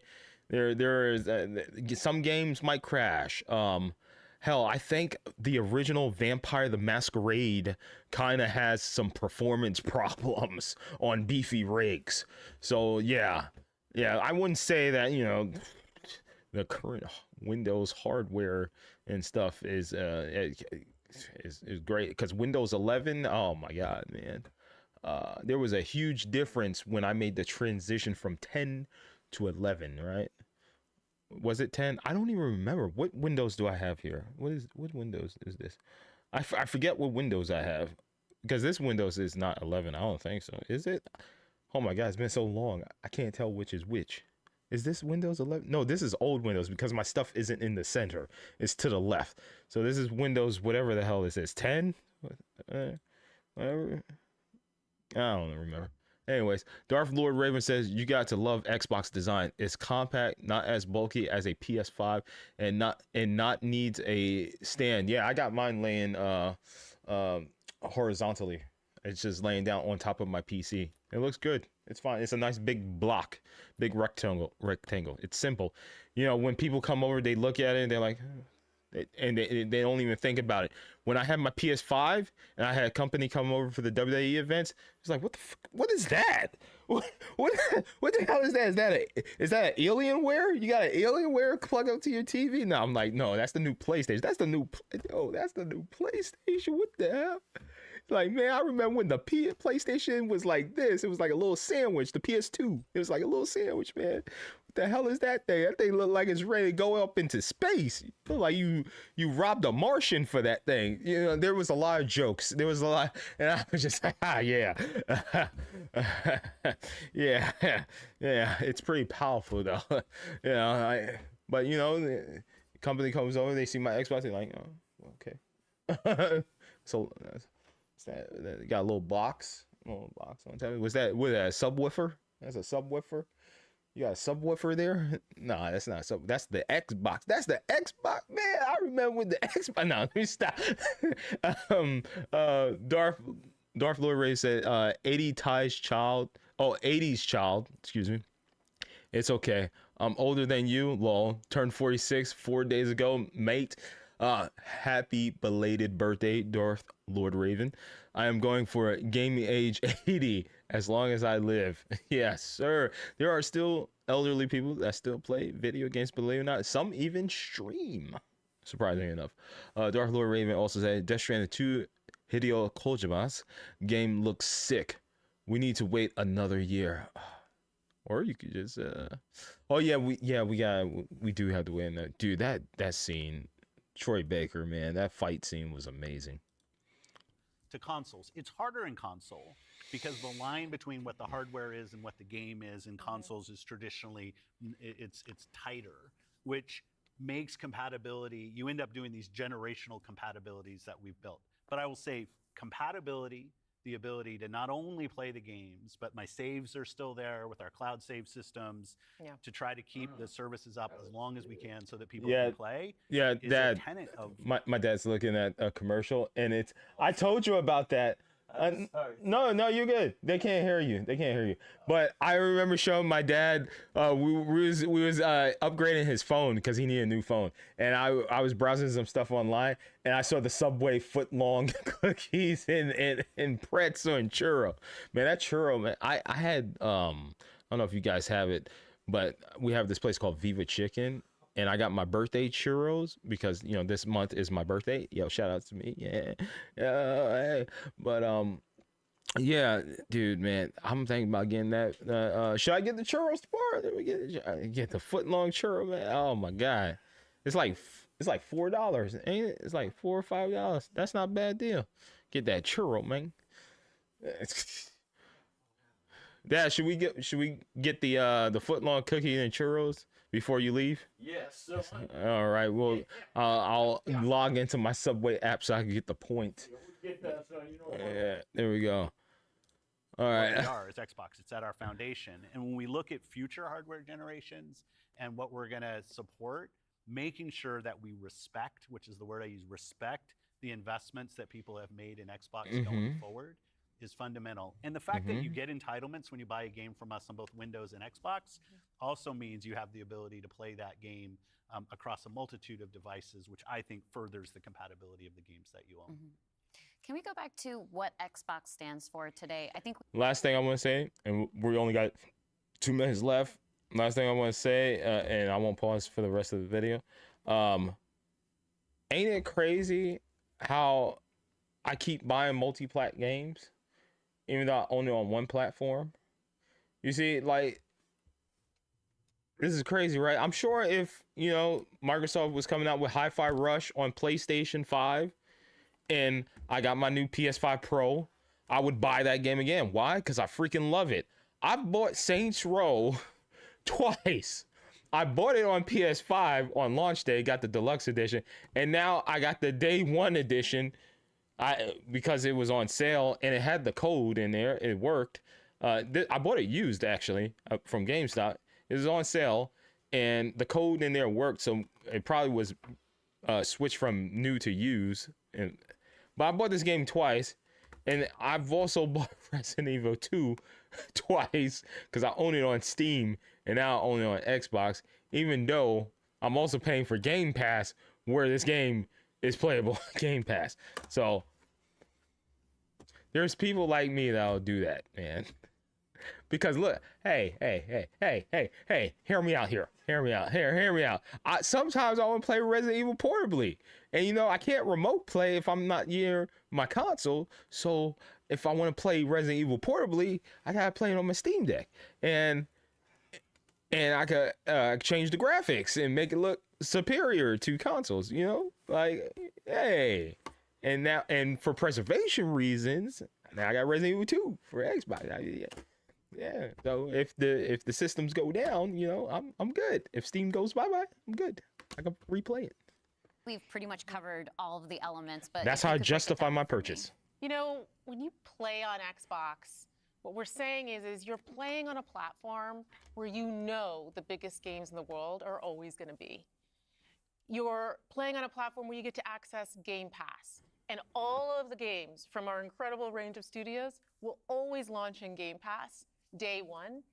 And you're playing on a platform that's dedicated to you, like player-first features, cross-play, cross-save, cross-progression, backwards compatibility, being able to play your games in your library anywhere you want because of the investments that we make in cloud gaming. And so you're playing somewhere where you're investing and you get to take the games forward with you and across all of the screens where you are. And I think most importantly, Xbox is a place where when you're investing in Xbox, you're investing somewhere that is dedicated to making games more successful and creators more successful so that they can invest more to bring even better experiences to you all of the time.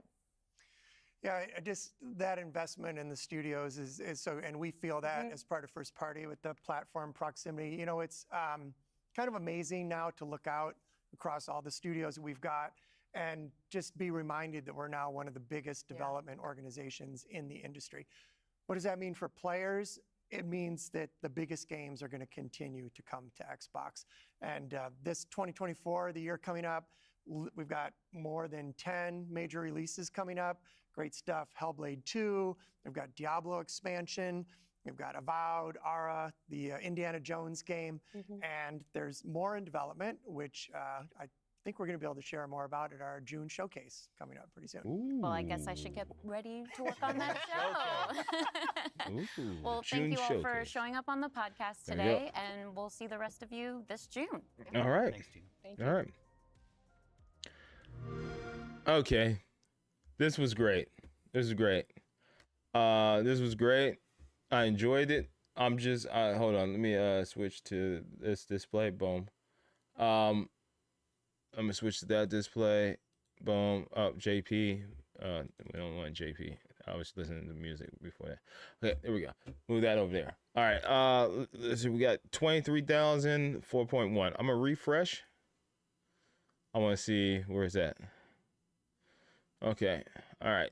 What I would like to say is the people here that 4.3. Why? What was the negative? Now, here's where I can see the negative. Cloud gaming. Cloud gaming. There was too much talk about cloud gaming. That is a word that I do not want to hear about. Ever. Ever. No more cloud gaming. Don't talk about it. Don't present it to me. I don't want it. Keep it away from me. It's like the plague. Just keep it away. I don't want to see it. That has to be the only reason why these people dislike, because this was actually really good. I'm glad they did this. I felt like it was kind of unnecessary, because I'm just like, if they want to release, here's what I was thinking, and I said this before in previous streams. As long as they not giving multi-plat Gears of War or Halo, I'm fine. Yeah, I'm thinking of games like Starfield, Redfall, sure, Grounded. Yeah, those games I don't mind.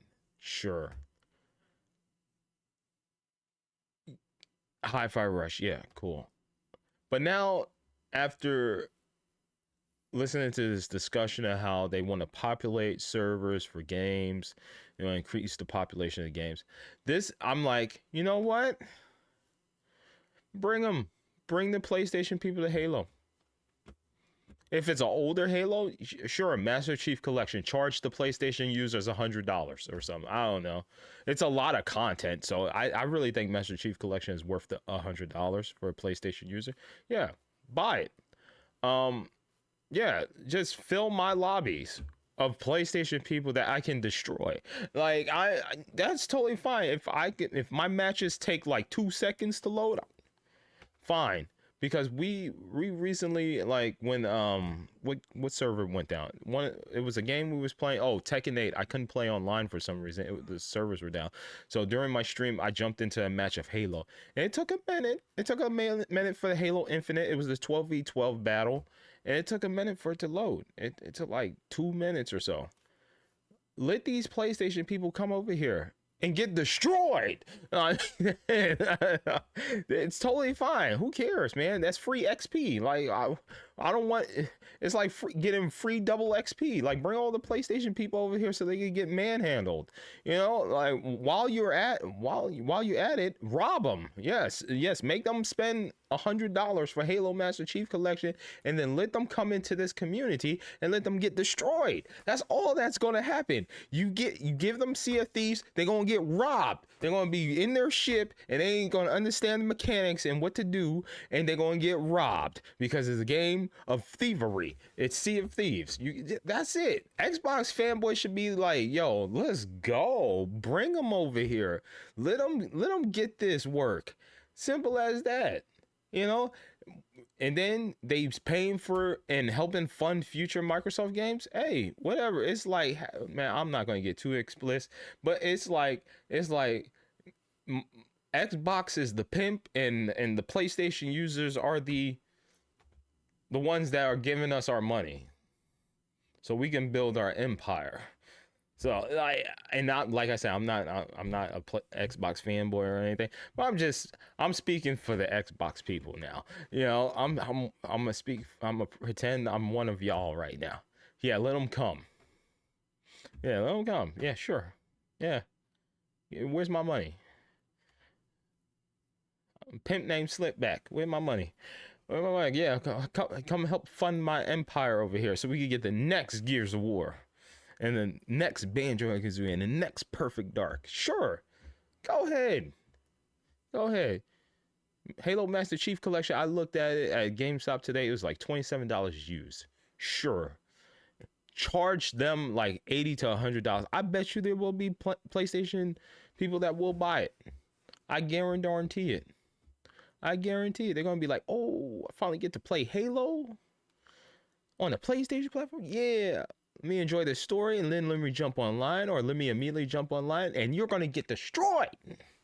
Destroyed, because you're gonna be like, you don't know none of this. Like, if you've never played a Halo game and you're a PlayStation person and you finally pick up Halo and this is your first Halo, bro, and you jump online, ooh, boy, you're gonna be getting sniped, you're gonna get a headshot, you're gonna jump in the air, you're gonna be floating in the air, you're gonna get headshot, somebody gonna come up to you with a saber, and you're gonna be like, what the hell? I'm gonna just shoot this guy, and then they're gonna stab you real quick, and it's gonna be insta kill. They're gonna leap in the air, they're gonna hit you with this hammer, you're gonna fly up in the air, your corpse gonna be flying all over the That's what's gonna happen. You're going to get manhandled until you adapt and learn the game. And then you're going to be like, oh, I know how to play now, but you don't know the maps. You don't know where the drops are. So there's people going to be going cloak on you. There's going to be people dropping shields. You're going to be like, what the hell is that? And you're going to get manhandled again. Now you got to learn the map. So that's basically what it is. They're going to be paying for these games to get destroyed online, or to enjoy a nice story experience or something, but get destroyed online. So there we go. It is what it is, man. Help fund future projects. Yes. Yeah. PlayStation is pretty much giving Xbox players money to help fund future projects for Xbox. I don't see how this fails. It's so great. This is great. This is great for Xbox. Guess what platform isn't going to have games die? The Xbox platform. Because why? Now some exclusives are coming to Nintendo and PlayStation. Oh my God. Put Sea of Thieves over there for Nintendo with the amount of people that have Nintendo Switches. Oh my God. If you could get all them kids and adults to buy Sea of Thieves on the Switch, oh my God, that's going to help fund Sea of Thieves 2. It's gonna help fund the next Killer Instinct. Like, oh my God, let them come. Let them come. Let them spend the money. Who cares? Yeah, Starfield, who cares? Starfield came out, people talked about it for like a month, and what happened? Nothing. Who's still talking about Starfield? Literally, modders said it ain't even worth our time. So there we go. You know what I'm saying? Like, do we claim Starfield? I'm speaking. This is the Xbox Brandon speaking. Do we claim that? Do we really want to claim Starfield? Do we really want to claim Redfall? Are those games we really want to claim? Do we want to wave the flag for these games? And even if they got Gears, who cares? Populate my servers. Make my matches run quicker. I don't care. My match load quicker than a Splatoon match. Perfect. That's great. You know what that means? More population. Microsoft works on their servers, make their servers better. More stability, no crashes like when I play Splatoon. Hey, there we go. Darth Lord Ray said, it's also your birthday this month? Yeah, February 27th. Happy birthday if I miss the stream. Oh, no, it's end of the month. I'm a Pisces. Yes, you still need an Xbox because the Indiana Jones game will be on Xbox only for now. Yeah, like there's going to be games coming out exclusive to Xbox. I don't see what the problem is. I'm trying to understand what's wrong with people. Grow up. I'm just saying, like, what is the matter? This is a huge W. Bleeding Edge is coming back, guys. Killer Instinct. Dude. Could you imagine? Microsoft probably wants to make a new Killer Instinct. They just blew so much money on Blizzard Activision. They're like, Killer Instinct. But if they port Killer Instinct to Switch and PlayStation, that's more funding. I mean, just think of these Xbox games you want to play that you're like, they're put in the vault and we might never see them again. Like, maybe the people that want a new Conker's Bad Fur Day, this could be the time. I don't know. Maybe not this time. I don't know. It might get canceled online on Twitter or excuse me, X, you know. But yo, like, there's games out there. Could we possibly get a new Fusion Frenzy that's multi-plat? You know, a new Fusion Frenzy where you could play with your friends on Nintendo Switch and PlayStation? All thanks to the people that bought Starfield on PS5 funding the new Fusion Frenzy. Hell yeah, man. I've been crying, psych, but I've been wanting Heavenly Sword, a new one, or a remake of Heavenly Sword to come to PlayStation. But I don't know, maybe Sony just, like, it's not worth the money. It's not worth the investment. But if Microsoft is getting free money for porting these games over to PlayStation, hell, like, they're already doing excuse me, I had to sneeze. They're already thank you. They're already doing like digital games, like yeah, sure. It doesn't bother me. Like, I bought my physical games on Xbox. If you want to make Halo digital for PlayStation, I'm not gonna rebuy it digitally on PlayStation, but somebody's gonna buy it on PlayStation. Yeah, you don't have to ship a physical game to a GameStop or Walmart, whatever. It doesn't bother me because I have all platforms. I'm good. But if you want to do it digitally because it's cost efficient, yeah, go ahead, Microsoft, sell it digitally. I don't care. Gears, give them Gears games digitally. Get them Starfield digitally. Who cares? Help. It's gonna, what they're gonna do is they're gonna cut costs of having to ship physical games to PlayStation, and then these people are gonna buy it digitally on PS5, and that's quick money that goes into Microsoft's bank to help fund the next Hi-Fi Rush 2. Boom, done. I mean, like, this is a W. This is literally a W.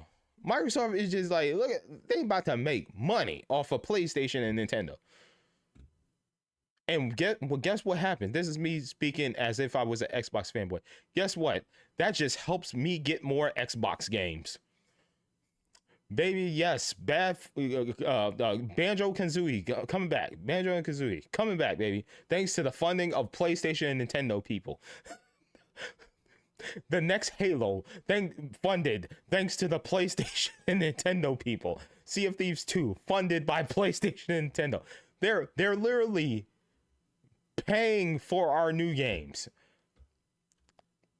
And that was me talking as an Xbox fanboy, even though I'm not.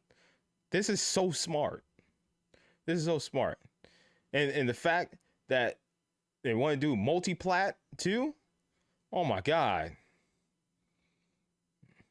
How you think the PlayStation fans gonna feel when a Last of Us game comes out, the online game, and they can only play against other PlayStation 5 people, and their matches is taking like 5 minutes to load because everybody else is playing Fortnite or Overwatch or Valorant or Roblox, and there's only like 5,000 people playing on PlayStation. Man, they're gonna be kicking themselves. You know, some Xbox fanboys and girls are going through it right now. They're like, oh my god, but they're not seeing the bigger picture. Bleeding Edge is coming back, baby. It's coming back. It's being revived. No, I'm just kidding. But that would be cool. But dude, it's gonna be so quick to find a match in these online games, man. If it's multi-plat, it's just so easy. Meanwhile, over there at PlayStation, they're taking forever. Dude, I already leveled up. I already leveled up in my game. Oh, you still waiting for matches? I already prestige. Oh, you like halfway through? Ooh, sucks for you. Bet you wish Sony made the game multi-plat and crossplay. Ooh, sucks for you. Dude, I'm over here with my Doritos and Mountain Dew. I'm having game sessions, video game sessions with my crew, man. We running through the game where our match is loading fast over here. It take like 2 seconds. We in a match in Gears. How y'all doing over there with Gears? Oh, y'all taking forever. Oh, I mean, in Last of Us, how y'all doing over there? Oh, 5 minutes. Ooh, that sucks for you. Ooh. How's that game? You talking to your boy here on PlayStation, playing the new Last of Us, while you over there playing Gears 6 or whatever. You're like, man, I just got into this match. I just shotgunned this guy. Meanwhile, your boy over there still waiting for his match to load in the new Last of Us game or Horizon game. Bet he wish it was multi-plat, man. Here's where you tell your buddy, yo, I'll gift you a copy of Gear 6 for your PS5. You want Gears? You want to play Gears on your PS5? Gear 6? You want to join? You want to join us? Our matches take like 2 seconds. You want to sit there in the lobby, bro? Get 2 PS5s. That way you can load up a match of Gear 6 on your PS5 Slim. And then you could jump back on your Last of Us on your PS5 Pro. That's not multi-plat. Ooh, that sucks. That sucks for you. Anyways, this is a huge W. This is a W. The only thing that scares me about this, there was too much talk about cloud streaming. I don't want that. I don't want that. You think they think they slick? They think they slick. Look at them looking at us smiling and crap. I see y'all is smirks, cloud stream. No, get out of here with that, man. You thought I looked past that. They just drop cloud streaming on us. No siree. That's the dark future of gaming. It ain't crossplay. It ain't some of Xbox exclusives going to PlayStation. No, the real dark side is all this talk about cloud this, cloud that. No. The only thing cloud I like is Cloud from Final Fantasy. There we go. That's the only cloud I like. Well, I do like that when I booted up my Xbox Series X for the first time. It was like, hey, we have your save data of all your games in the cloud. You want to download them onto this console? I was like, hell yes. That was awesome. You know, Sony charges you for that, right? Sony charges you that. You have to continuously pay for PlayStation Plus to get your cloud. But Microsoft was like, yo, we had it just sitting there since the last time you turned off your Xbox One. A long time ago, like 2 years ago. It's just sitting there. You want it? I was like, yes. All my saves are there too. I'm like, what? That's amazing. So you telling me Xbox supports all 4 generations of Xbox and they got my cloud saves on the download? Oh man, that's dope. And now they're about to populate the entire Xbox community. It's only going to get better, bro. It's only going to get better for Xbox. Meanwhile, PlayStation people are over there having to play against the same PlayStation people in their games because there's no crossplay on their whatever multiplayer games they have over there. I feel like there was more multiplayer games, exclusive multiplayer games on the PS3 than there is on PS4. I can't even think of one on PS5. No, Killzone Shadowfall. No, that was PS4. Do they even have multiplayer games? They have Call of Duty and stuff and Overwatch, but what exclusive multiplayer games do they have? Nothing. I can't think of one. Oh, Foam Stars. How's that game doing? How's that game doing? Destruction All Stars. Oh my god.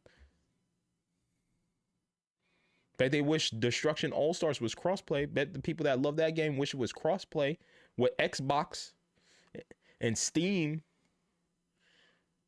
Yeah, Sony. I'm looking at this. If I'm a Sony pony or whatever, I would be looking at this like, damn, man.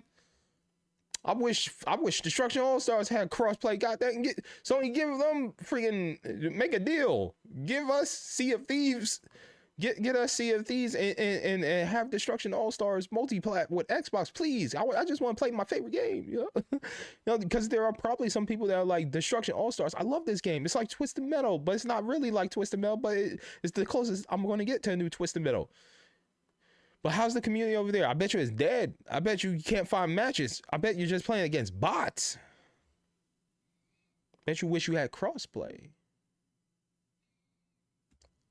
Microsoft is like, yo, we got some dead games here. Bleeding Edge. Bleeding Edge. What if we give that to what if we make that multi-plat Sony?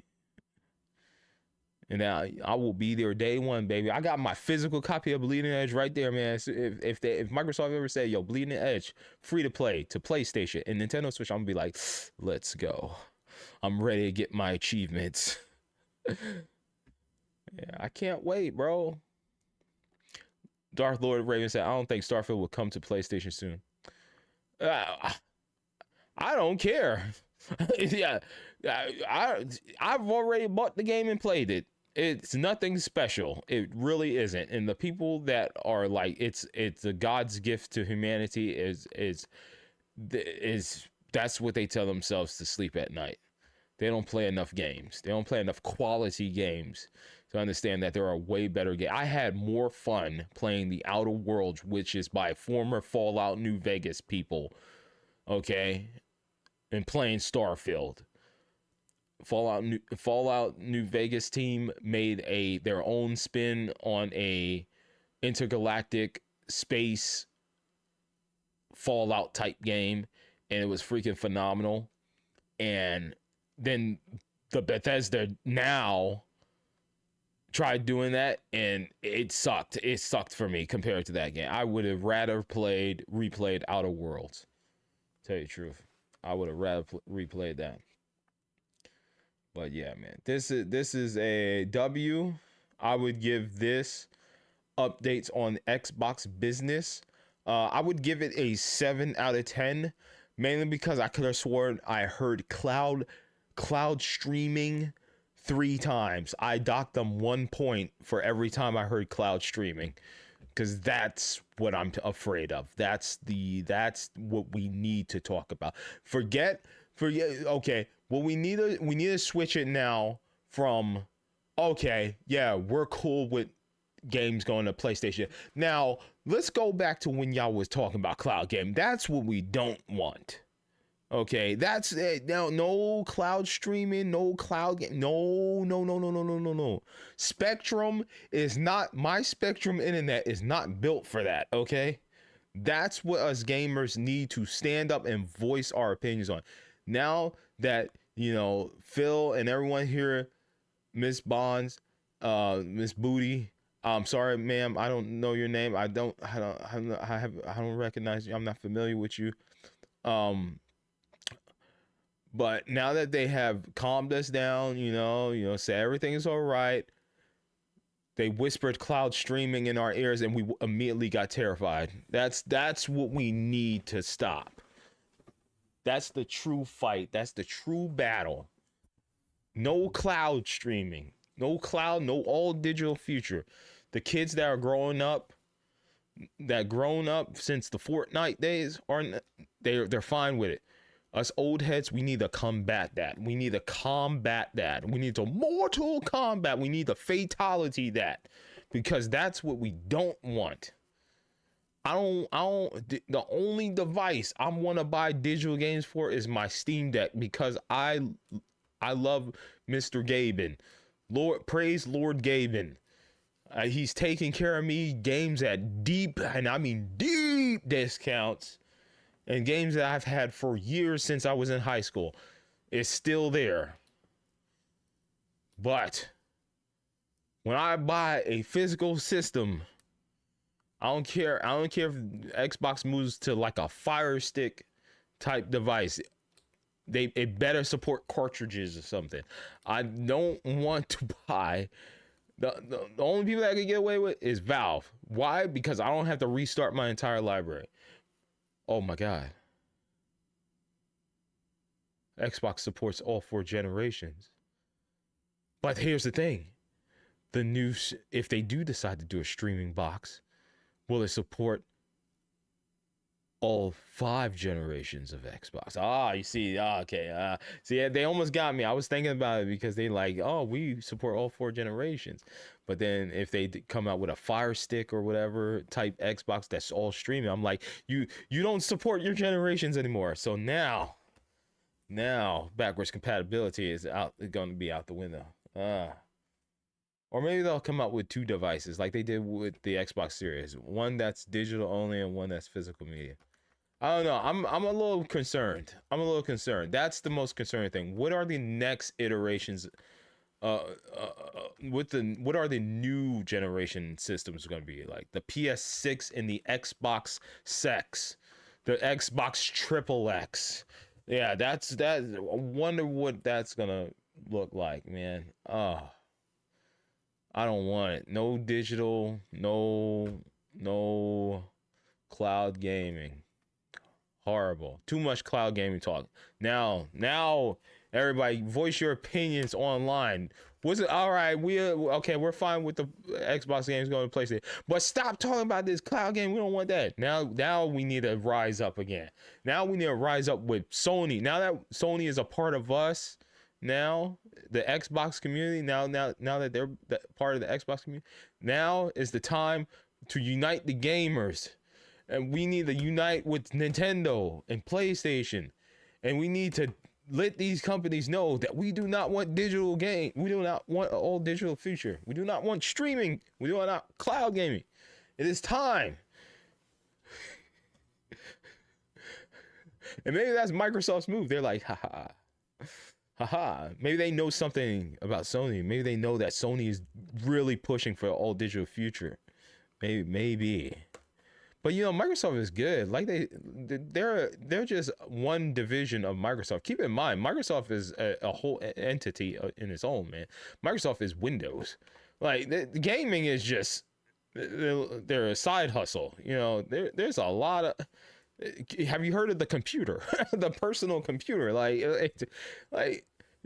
Sony is what 3D audio and sound, and then they got gaming, and they got Sony Pictures, right? But Microsoft is literally everywhere. They're like, we are Microsoft. We are every device you own. We are a computer. We are the computer. This is us. This Microsoft good, bro. They got money, which is why they could be like $69 billion. I'm gonna keep saying 69 because we just round up. But $69 billion. We can afford that because why? We just asked Daddy Bill Gates, and he give up money. He give us money. Papa Bill Gates, we need money. Xbox. Okay. How much you need? Say $69 billion. That's adorable. How about 68 point this is what you get? Okay, thank you. All right. Love you, Xbox. Love you too, Papa Gates. There you go. Bill Gates got money. Man. Sony like, yeah, we spend 10 billion or whatever for Bungie for one game. That was way overpriced, man. It said live services, and then Phil was like, we are interested in making live services that you can play across all your platforms. You know what Sony's idea is of a live service? Yeah, we're making a live service. You can only play it on PlayStation.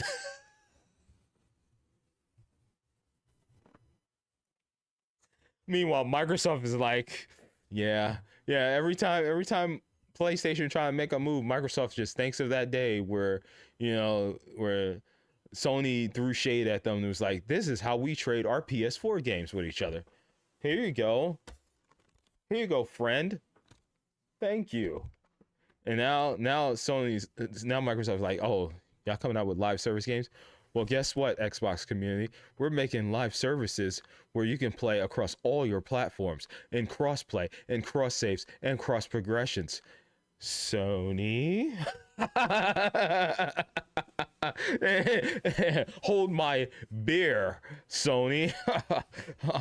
PlayStation. Now I'm thinking about it, I think PlayStation fans need to be worried.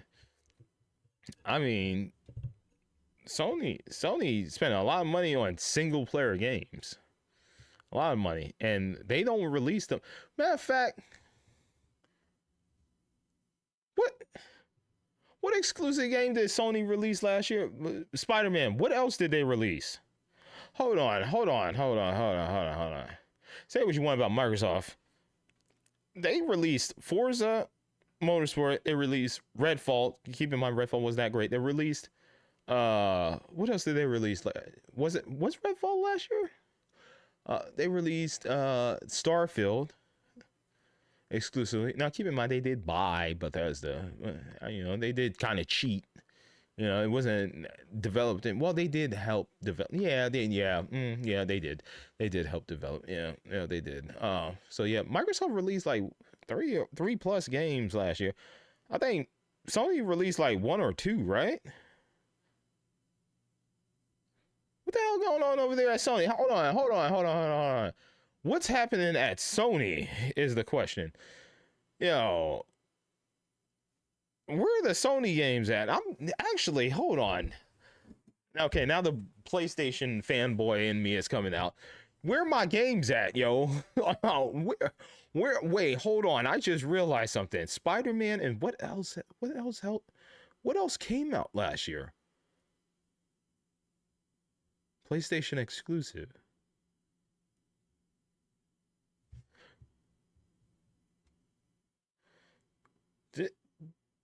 Did we have like 3 exclusive games last year? Like where are the PlayStation games? Hold on. That's the real question. Okay, on the PlayStation side, where are the games, man?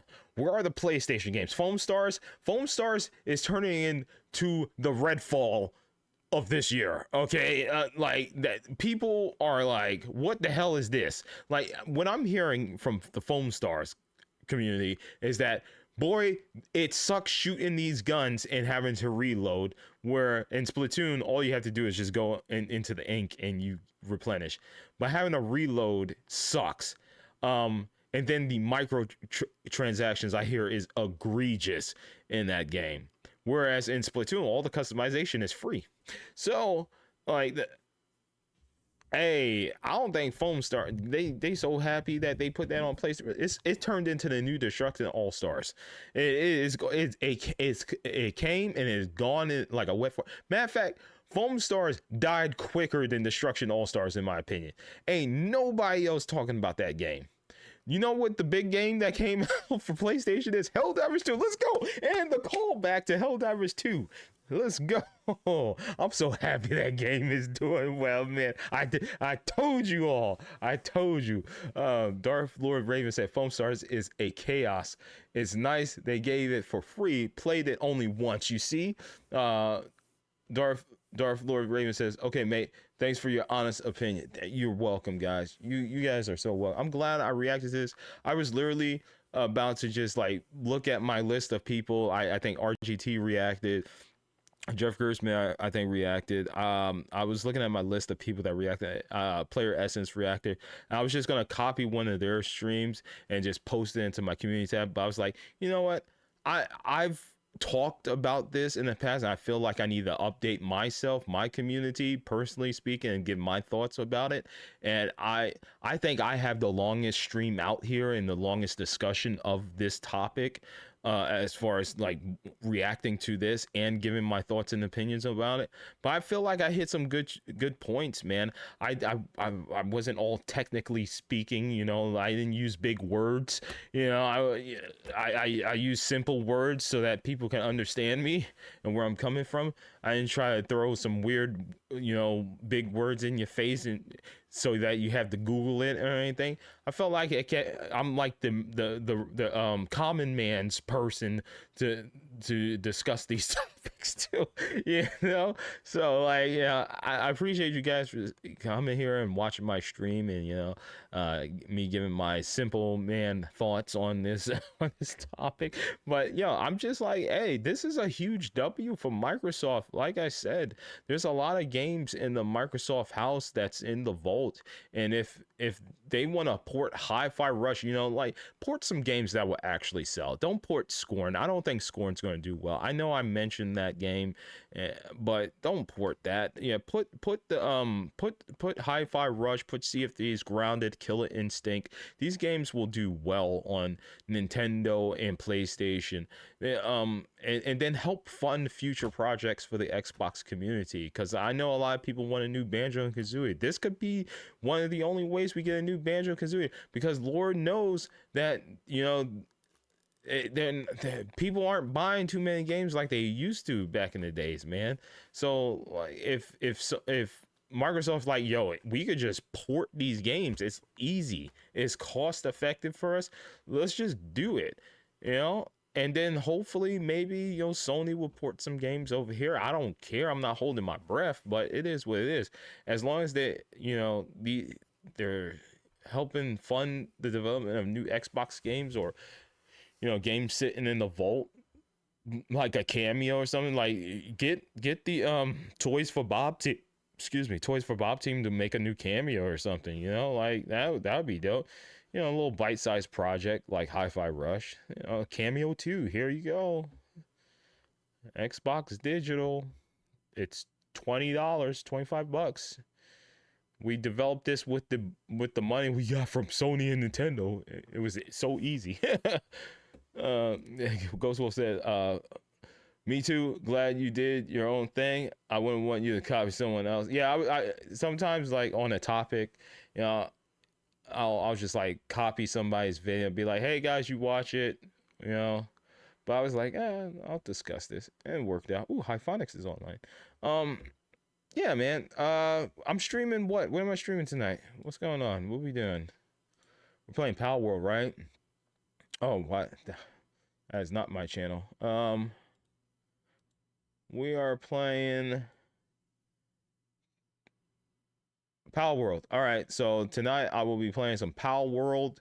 I will be farming for bullets and ammo, gunpowder and stuff in there. Yeah, Ghost, we're just farming tonight. We'll probably tackle the next boss to see where we stand at the end of the stream.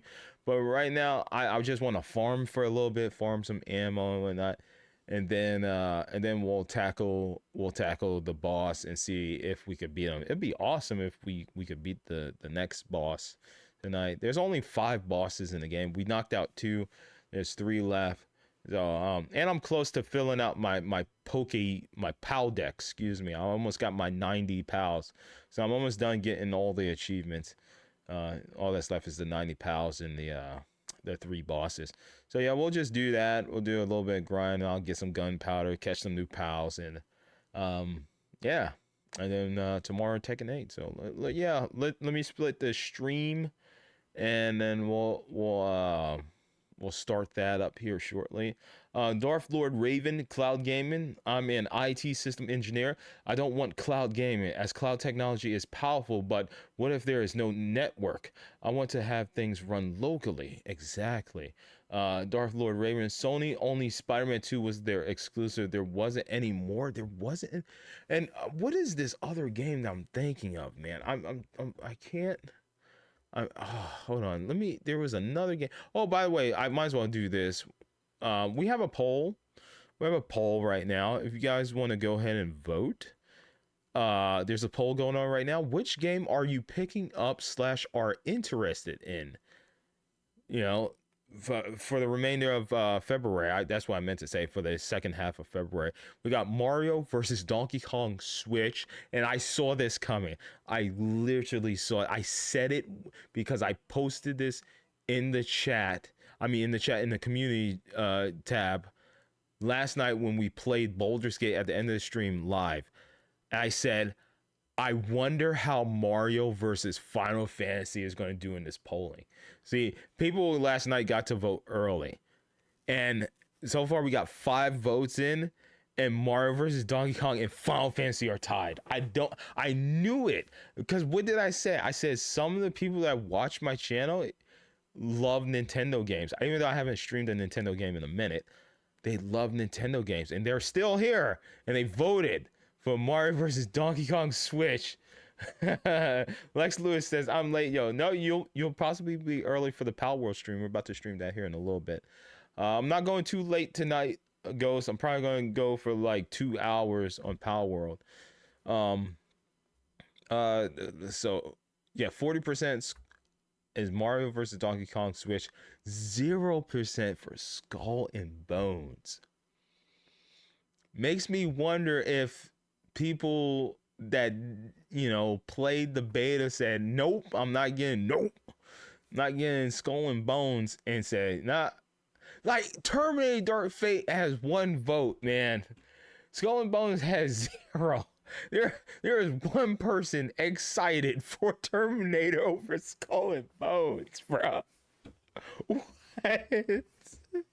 Yo, I threw Terminator on there because I was like, I don't know what else to throw on there. I was like, the new Star Wars remaster or Terminator Dark Fate. And there you go. one person vote for Terminator, bro. I'm kind of interested. I hope it's like the RoboCop of this year. But yeah, 40% for Final Fantasy VII Rebirth, 20% for Terminator Dark Fate, 0 for Skull and Bones. Damn. I actually have some Final Fantasy fans on this channel. They said, hell no, man. Because we all endured Valhalla. I don't know. I feel like I'm still burnt out by Ubisoft. I don't know. I feel like Valhalla just... Anytime I hear a Ubisoft, I think of Valhalla and I immediately get tired. I don't know why. I feel like I get tired. I still can't remember that game from Xbox. Hold on. I'm gonna boot up the Xbox right now. Guys, I'm gonna boot up Xbox PC real quick. Is there any way let me see all Game Pass PC games, because I have Game Pass Ultimate, right? Let me see. I think it begins with a T. What is the name of this game? There's a game that came out that people kept talking about, saying that, oh, it might come to PlayStation and Nintendo. I keep forgetting. I think it begins with a T. I think it was like a Bethesda joint. What was it called, guys? What is it? I don't remember. Did it even come to PC? Ain't this crazy though? Look at Game Pass. This is ridiculous. Venba's on here. Wartide. Wasteland 3. Wow, they have both Wasteland games on here? What the deuce? Man, Game Pass is... Oh, Titanfall 2. Titanfall! They have all the Telltale... They have the Texas Chain. I need to play that still. Thirsty Suitors is on here. The Yakuza Collection.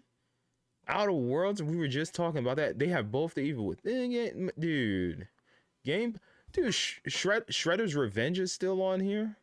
That is crazy. Dad, you can pass through here if you want. There's enough space. There's enough space. All you have to do is just move that over. You know what? You would probably be able to slide through there better if those chairs weren't back there up against the wall. Yeah, because you could have just slid those chairs out and put them over there by the door. But somebody decided to move my table and put the chairs up against the wall, sticking the table out a little bit. Yeah, Man, it's like you could have got through there a lot easier if those chairs were somewhere else. Right. Sea of Thieves. Oh, Sea of Stars is on here. Shadow Warrior. Yeah, this is pretty crazy.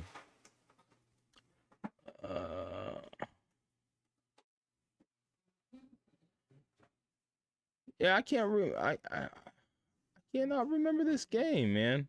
There was a specific... Whoa, Mortal Kombat 11's on here. What? Dude, they got Shadow... What? Yo, when did Monster Hunter Rise come to Game Pass? Oh my God. All the Mass Effects are on here too? I didn't even know this. I own all these games. Yeah, I picked up Legendary Edition for $10.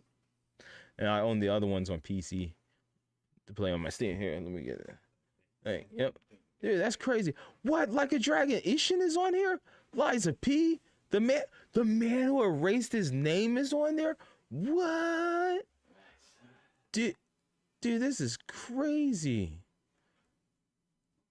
I didn't know all these games were on Game Pass. That's crazy. Game Pass is a beast, man. I gotta tell you, man. Dude, like, even if Microsoft was like, we're gonna put Game Pass on PlayStation and Nintendo, I think that would have been a ridiculous deal for PlayStation and Nintendo users, because I'm looking at this library.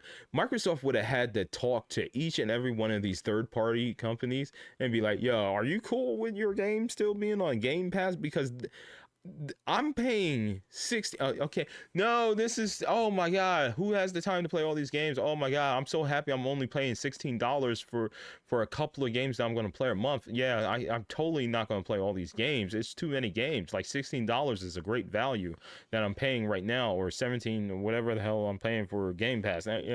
Game Pass Ultimate. Yeah, I think the price right now for Game Pass Ultimate is the correct price that it needs to be. I don't think it needs to go up. It does not need to go up. Too many games. Yeah.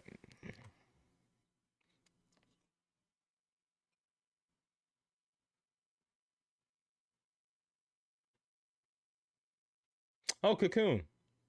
I think it's been long enough. For those of you that didn't watch my Game of the Year list, spoiler alert, Cocoon was my number one. Ha!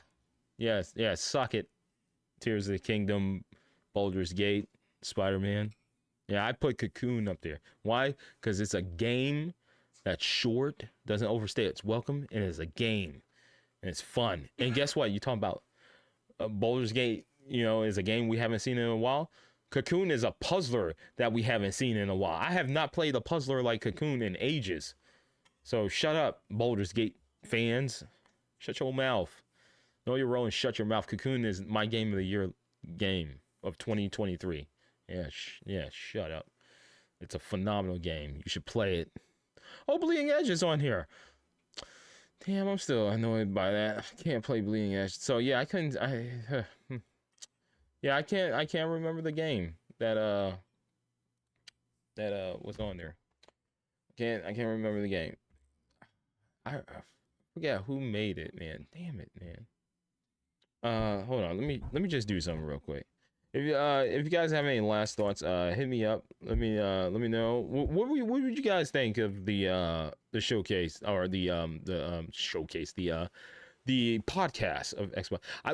One thing that came to mind when I heard this, I was like, Xbox got a podcast?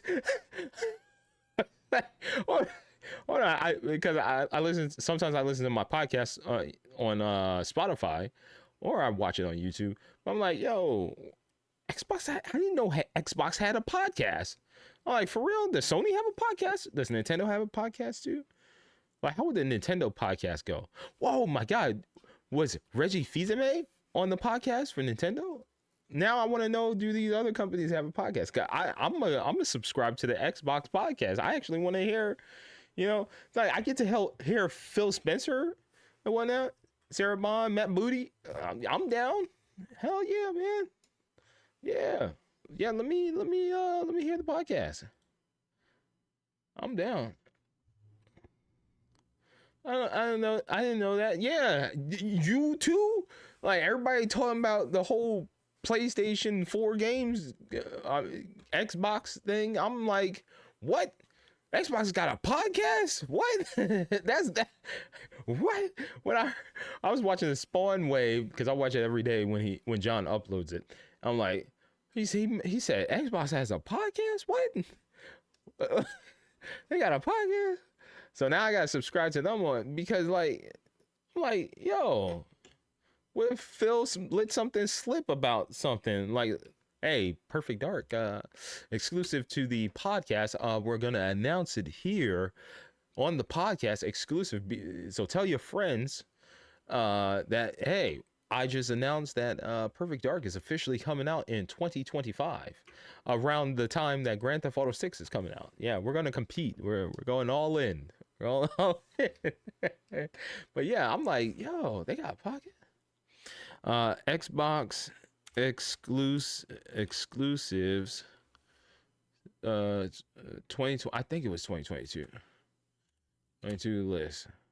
I'm trying to find this game. I keep forgetting name of this game. Hold on. Okay, I'm trying to find this game. There's a game that people keep talking about and I keep forgetting about. It was a game that I wanted to play. Slime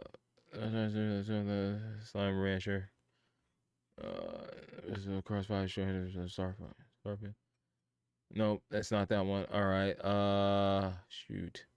Let's go for 2023. Let's do that. 2023.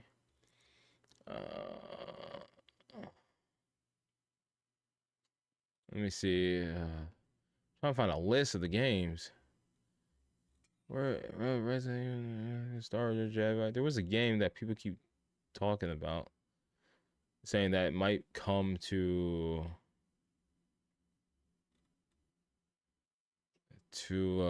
PlayStation. I'm blanking on it. Hold on. No. Okay. Maybe it was 20. Let me see. 2020. Did I say 2021? Yes, man. The Ascent, Crossfire, Dead Static Drive, Echo Generation, Exo Mecha, Exo 1, The Gunk, Halo Infinite, Last Stop, Lake, Little Witch in the Woods, The Medium. Oh, The Medium. Microsoft Flight Simulator, Psychonauts 2, RPG Time, Sable. Oh, Sable. Scorn, She Dreams Elsewhere, Shredder, Song of Iron, Tunic, 12 Men's, Unexplored, Warhammer, Way to the Woods, Wild at Heart, Yakuza Remastered. What the hell was the game, bro? I know what the box art looked like. It's a character. He's writing on it was like a story type game, mostly story based game. The character is writing something. He has a quill pen. He's writing something like some notes, and his head is on fire. And I don't know what game this is. I can't remember it. I'm looking everywhere for it. I'm looking at Microsoft exclusives for every year, and I can't find it. Does anybody know what game I'm talking about? It was a story-based game. And even though I heard it on like the Morning Game Mess with Jeff Grubb and stuff, people talking about it like that. I think Hate the Nate talked about that it was coming. The name is so forgettable for me, but it was a game that I was interested in playing, and I cannot remember the name. I cannot remember it, dude. I don't remember it. Lex Lewis says, "What's up, Mr. Wolf?" Dude, what is the game? I can't remember.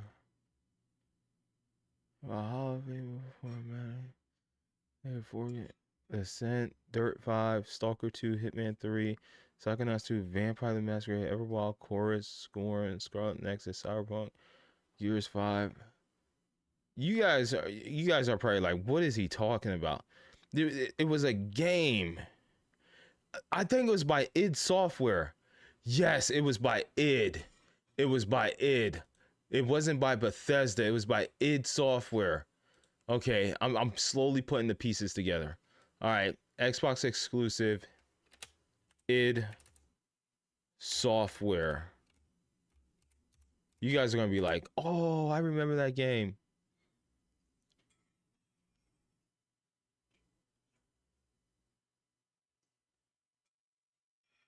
I'm just gonna go to id Software's website. You guys are gonna be like, what? I remember that game. And it just wait, id Software. I'm gonna go to idsoftware.com. Games.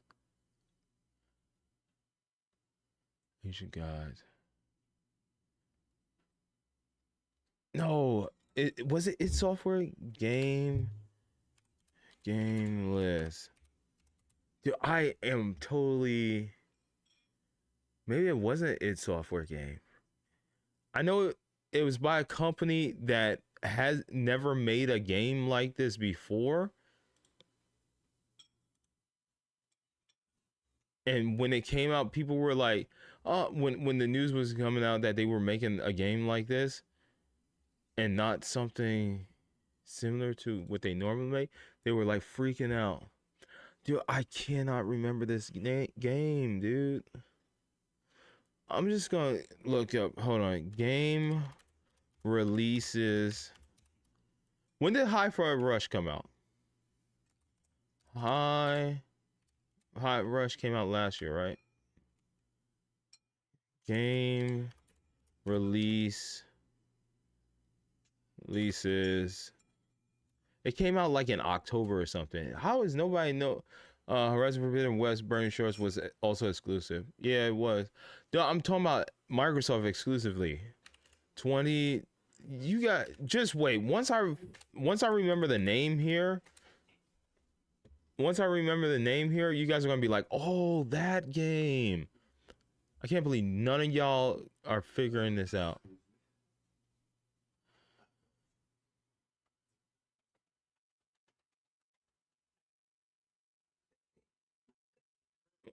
All right, hold on. Let me. I'm just gonna say Xbox game releases in the past 3 years. I think I was still living at my old place.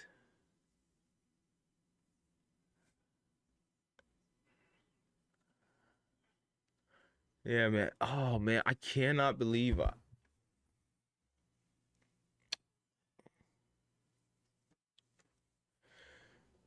Xbox. I can't find this game. Xbox story based game exclusive. Let me see. I'm gonna give it like 5 more minutes. And Final Fantasy 16, but I didn't play that, says Dark Lord Raven.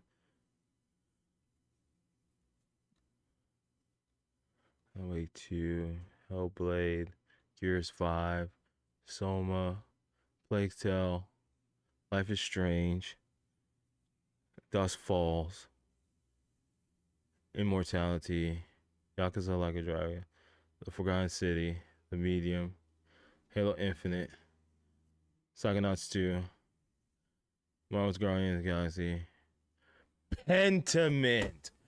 It was called Pentiment. Thank you, thegamer.com. I don't know why I was thinking of a T. It's called Pentiment. Do y'all even remember this game? Pentiment. That's the name of the game. I could not remember the name of the game. Pentiment box art.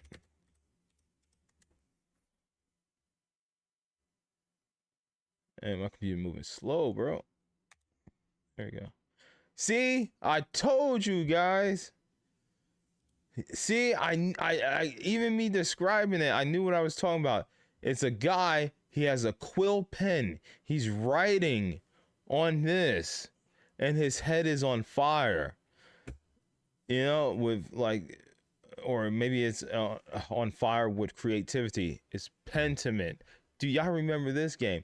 So this is the game that people are saying that might be also coming to a PlayStation and Nintendo Switch. I could not remember this game, man. I couldn't remember it. It was a game I wanted to play at one point, but when I heard the reviews, they was like, it's very story driven. And I was like, oh, there was something that came out and I was like, oh man, I don't got time for this. But I really want to play it. And it's story based. So how I found it is I typed in, Microsoft story. What did I type in? I said Xbox story based game exclusive, and the game article popped up, and that was the number one. That was literally the number one game, and I didn't even remember it. Darth Lord Ray says, "Sorry, I'm talking on PS5." Yeah, I didn't. When did this release? Because I couldn't find it anywhere. And because I couldn't find it anywhere, it means it's a game that just completely fell under the radar, man. It's a game that completely fell under the radar. It came out November 15, 2022. So what came out? Game releases 2022. What came out there? Game Informer. No, where's PC? Is this PC Mac? PC? No, that's the gamer. No. PC game. Is this the logo for PC game? No, it's Polygon. Polygon works. So what came out? Do they have it in list form? They don't have it in list form. See, this is why I go PCgamer.com. I think is what it's called. Game Informer. Oh, I should put game release list. Because they came out at a time where I was just like, what?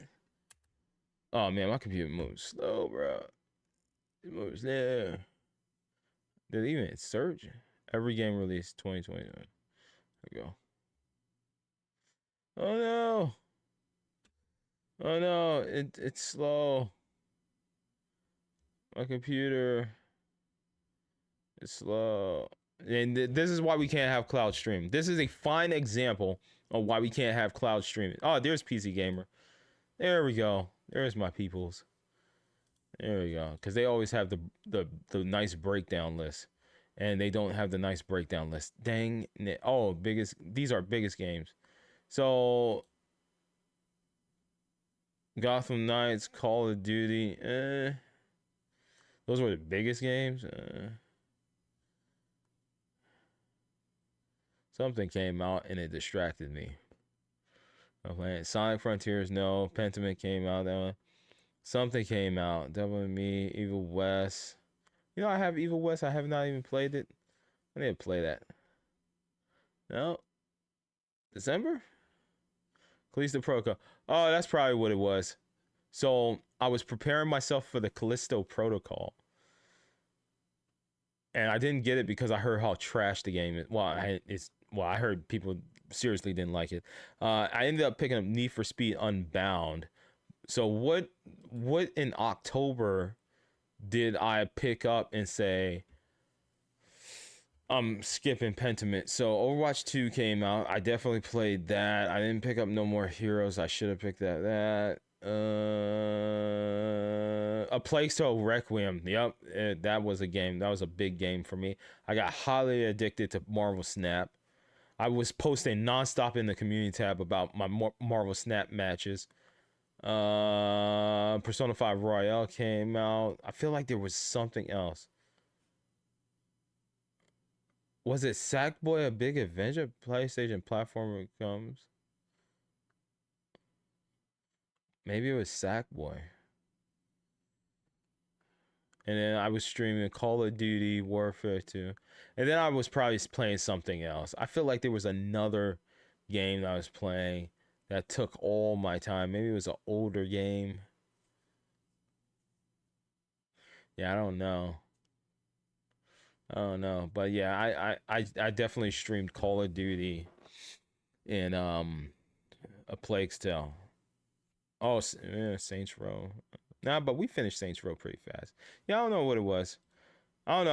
I'll get a little burnt out around these times, man.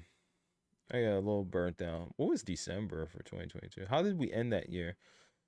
Callisto Protocol, Marvel's Midnight Suns, Need for Speed Unbound. Oh my god, I quit that game and then returned to it later down the road. Oh, we got Crisis Core Reunion. Nice. All right, well, that's that. Well, there we go, ladies and gentlemen. That was it. I'm gonna go ahead and get ready to stream. Oh, did my Xbox cut off? Yeah, my Xbox went to sleep. I'm gonna get ready. We're about to play some Power World. So if you enjoyed today's stream, definitely hit that like button. Don't forget to sub to the channel. Oh, I did not mean to boot up. How did you automatically log me in? Oh my god, this has resumed? Ha! I use this when I play Call of Duty. It has the Xbox resume. Nice. My Saints Row finished installing. Nice. We're about to jump in some Power World, y'all. Power World. Darth Lord Raymond said, excuse me. Results for me are Forza Motorsport, Hi-Fi Rush, Party Animals, Planet of Lana, and Starfield. What is Planet of Lana? I never heard of that. Let me Google search that real quick. Planet of Lana. What is this? What is it? Planet of Lana. Oh, that's cool. That's an interesting design to it. That has an interesting design. It's a platformer. Hey guys, has the price come down for Prince of Persia yet? At this point, I might as well just wait until the price goes down. I wanted that to be my first game I played this year because I loved the demo, but I couldn't. Unfortunately, I couldn't find a physical copy at Target, Walmart, GameStop. I couldn't find it anywhere. So at this point, I'm just waiting for that game to drop down to like $30 so I can pick it up. Yeah, that's cool. I like the art style. Looks cool. It's cool looking art style. I don't know why, but it's giving me like Secret of Monkey Island like art to, but a more clean one, and not the most recent Secret Island Monkey. What? Island of Secret of Monkey. See, there we go. Secret of Monkey Island. Dude, I had a brain fart. There, there we go, ladies and gentlemen. If you enjoyed, couldn't remember it indeed. Wow. Yeah. I can. Oh man, Pentiment, man, that was the game. Pentiment. I gotta play Pentiment. I'm gonna play Pentiment one day. I'm going to play Pentiment. I will play Pentiment one day. When will that day come? I have no idea, but it will come eventually. Ladies and gentlemen, if you enjoyed today's stream, don't forget to hit that like button. Don't forget to sub to the channel with the notifications bell turned on. That's why you'll be notified whenever I go live, whenever I upload any new videos, or whenever I post to the community tab. Microsoft, I'm fine with some exclusives going to PlayStation, but please keep physical media alive. I do not want, and I repeat, I do not want physical media to go away. I want preservation. No cloud streaming. If you're gonna do cloud streaming, make sure there's still a way for me to buy physical games. Because me don't like a cloud streaming because I like physical media. Okay? We as gamers do not support cloud streaming. That's the new generation. They were raised incorrectly. This is not the path. Do not go to the dark side. You have done so well supporting 4 generations of Xbox. Here's what we need to do. We need to stop caring about more powerful systems. I know, don't please guys, don't throw the rocks at me. Hold on, just hear me out. Nintendo can sell games without their system being the most powerful unit. Doesn't that stand for something? What does that tell you? Is that we don't need to keep going for RTX ray tracing and all this crap. It looks pretty. Not everyone can do it. Not everybody has the monitor or TV that can support it. Some of us are budget. We're budget gamers. We like to buy games at the low when it's convenient for us. Okay, we don't want to. I don't mind spending $70 for Tears of the Kingdom. I don't mind spending $70 for Final Fantasy VII Remake. I don't mind spending $70 for Killer Instinct 2, baby. Come on, man, make it happen, Microsoft. But I need to be able to buy these games physically to preserve them. Microsoft, you're doing a fine job. One of the reasons why last year when the PS5 was on sale, and the reason why I didn't buy another PS5 after trading Tommy my PS5 for the Steam Deck, the reason why I didn't buy another PS5 is because there was an insane deal for the Xbox Series X. But also PS5 was on sale. But the thing that swung me to get an Xbox Series X is because the 4 generations of support for Xbox games. I could put in some of my original Xbox games. I could put in my Xbox 360 games, some of them. I could put in all my Xbox One games, except the ones with the Kinect. I don't know, I haven't tested it, but who wants to play a game that has the Kinect?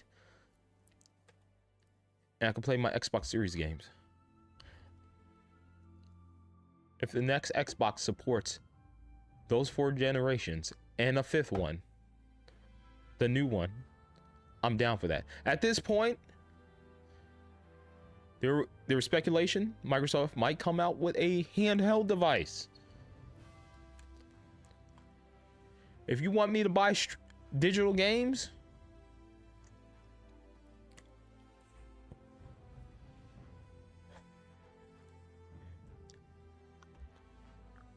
okay, I would be down for an Xbox mobile unit.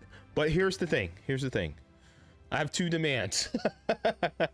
I don't care if it's an LCD screen, OLED screen, it doesn't matter. Okay, I don't care about that. I don't care about the hardware, as long as able to play some games on there. Here's what I care about. It needs to support Steam. I want to be able to retire my Steam Deck to play your new platform, and it needs to support Steam. If you allow your new device, your handheld Microsoft Xbox device, to support Steam, boom. I will gladly pay the $500 or so for it. I will gladly pay $100. My second demand: it cannot be cloud streaming focused.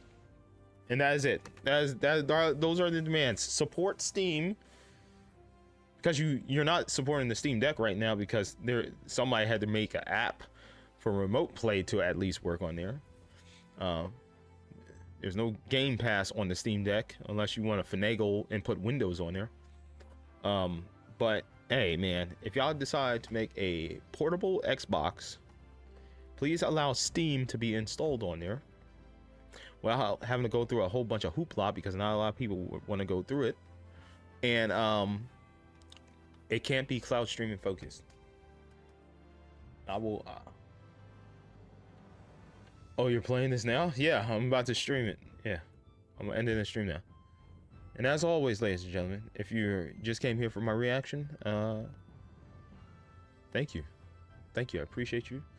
I think now I have the officially outbeat everyone on YouTube that have reacted to it, talking exclusively about the Xbox podcast. I have beaten everyone. 3 hours, 13 minutes.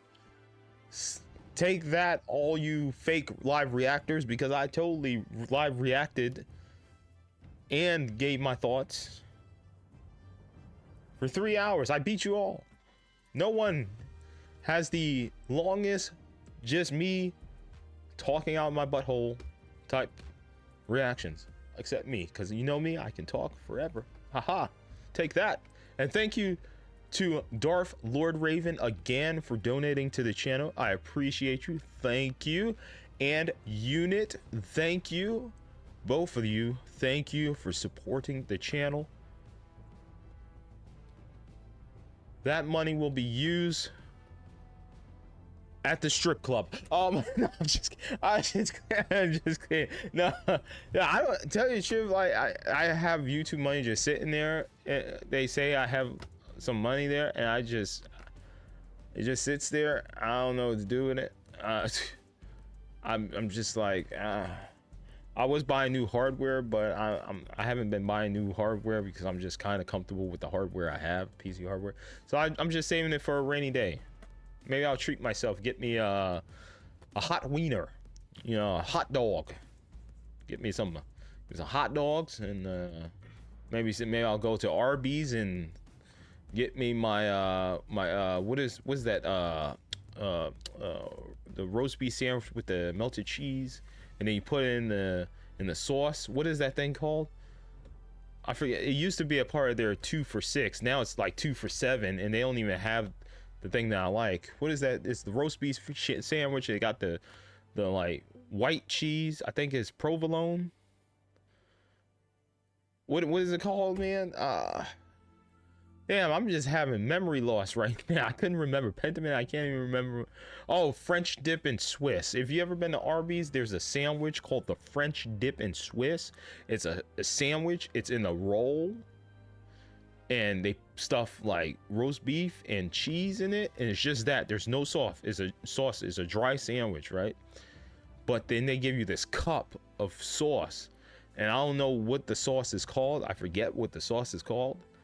But you dip your sandwich into it, and it's hot sauce, and it just like melts the cheese and the bun, and it's like is like dipping your sandwich into some awesome tasting soup.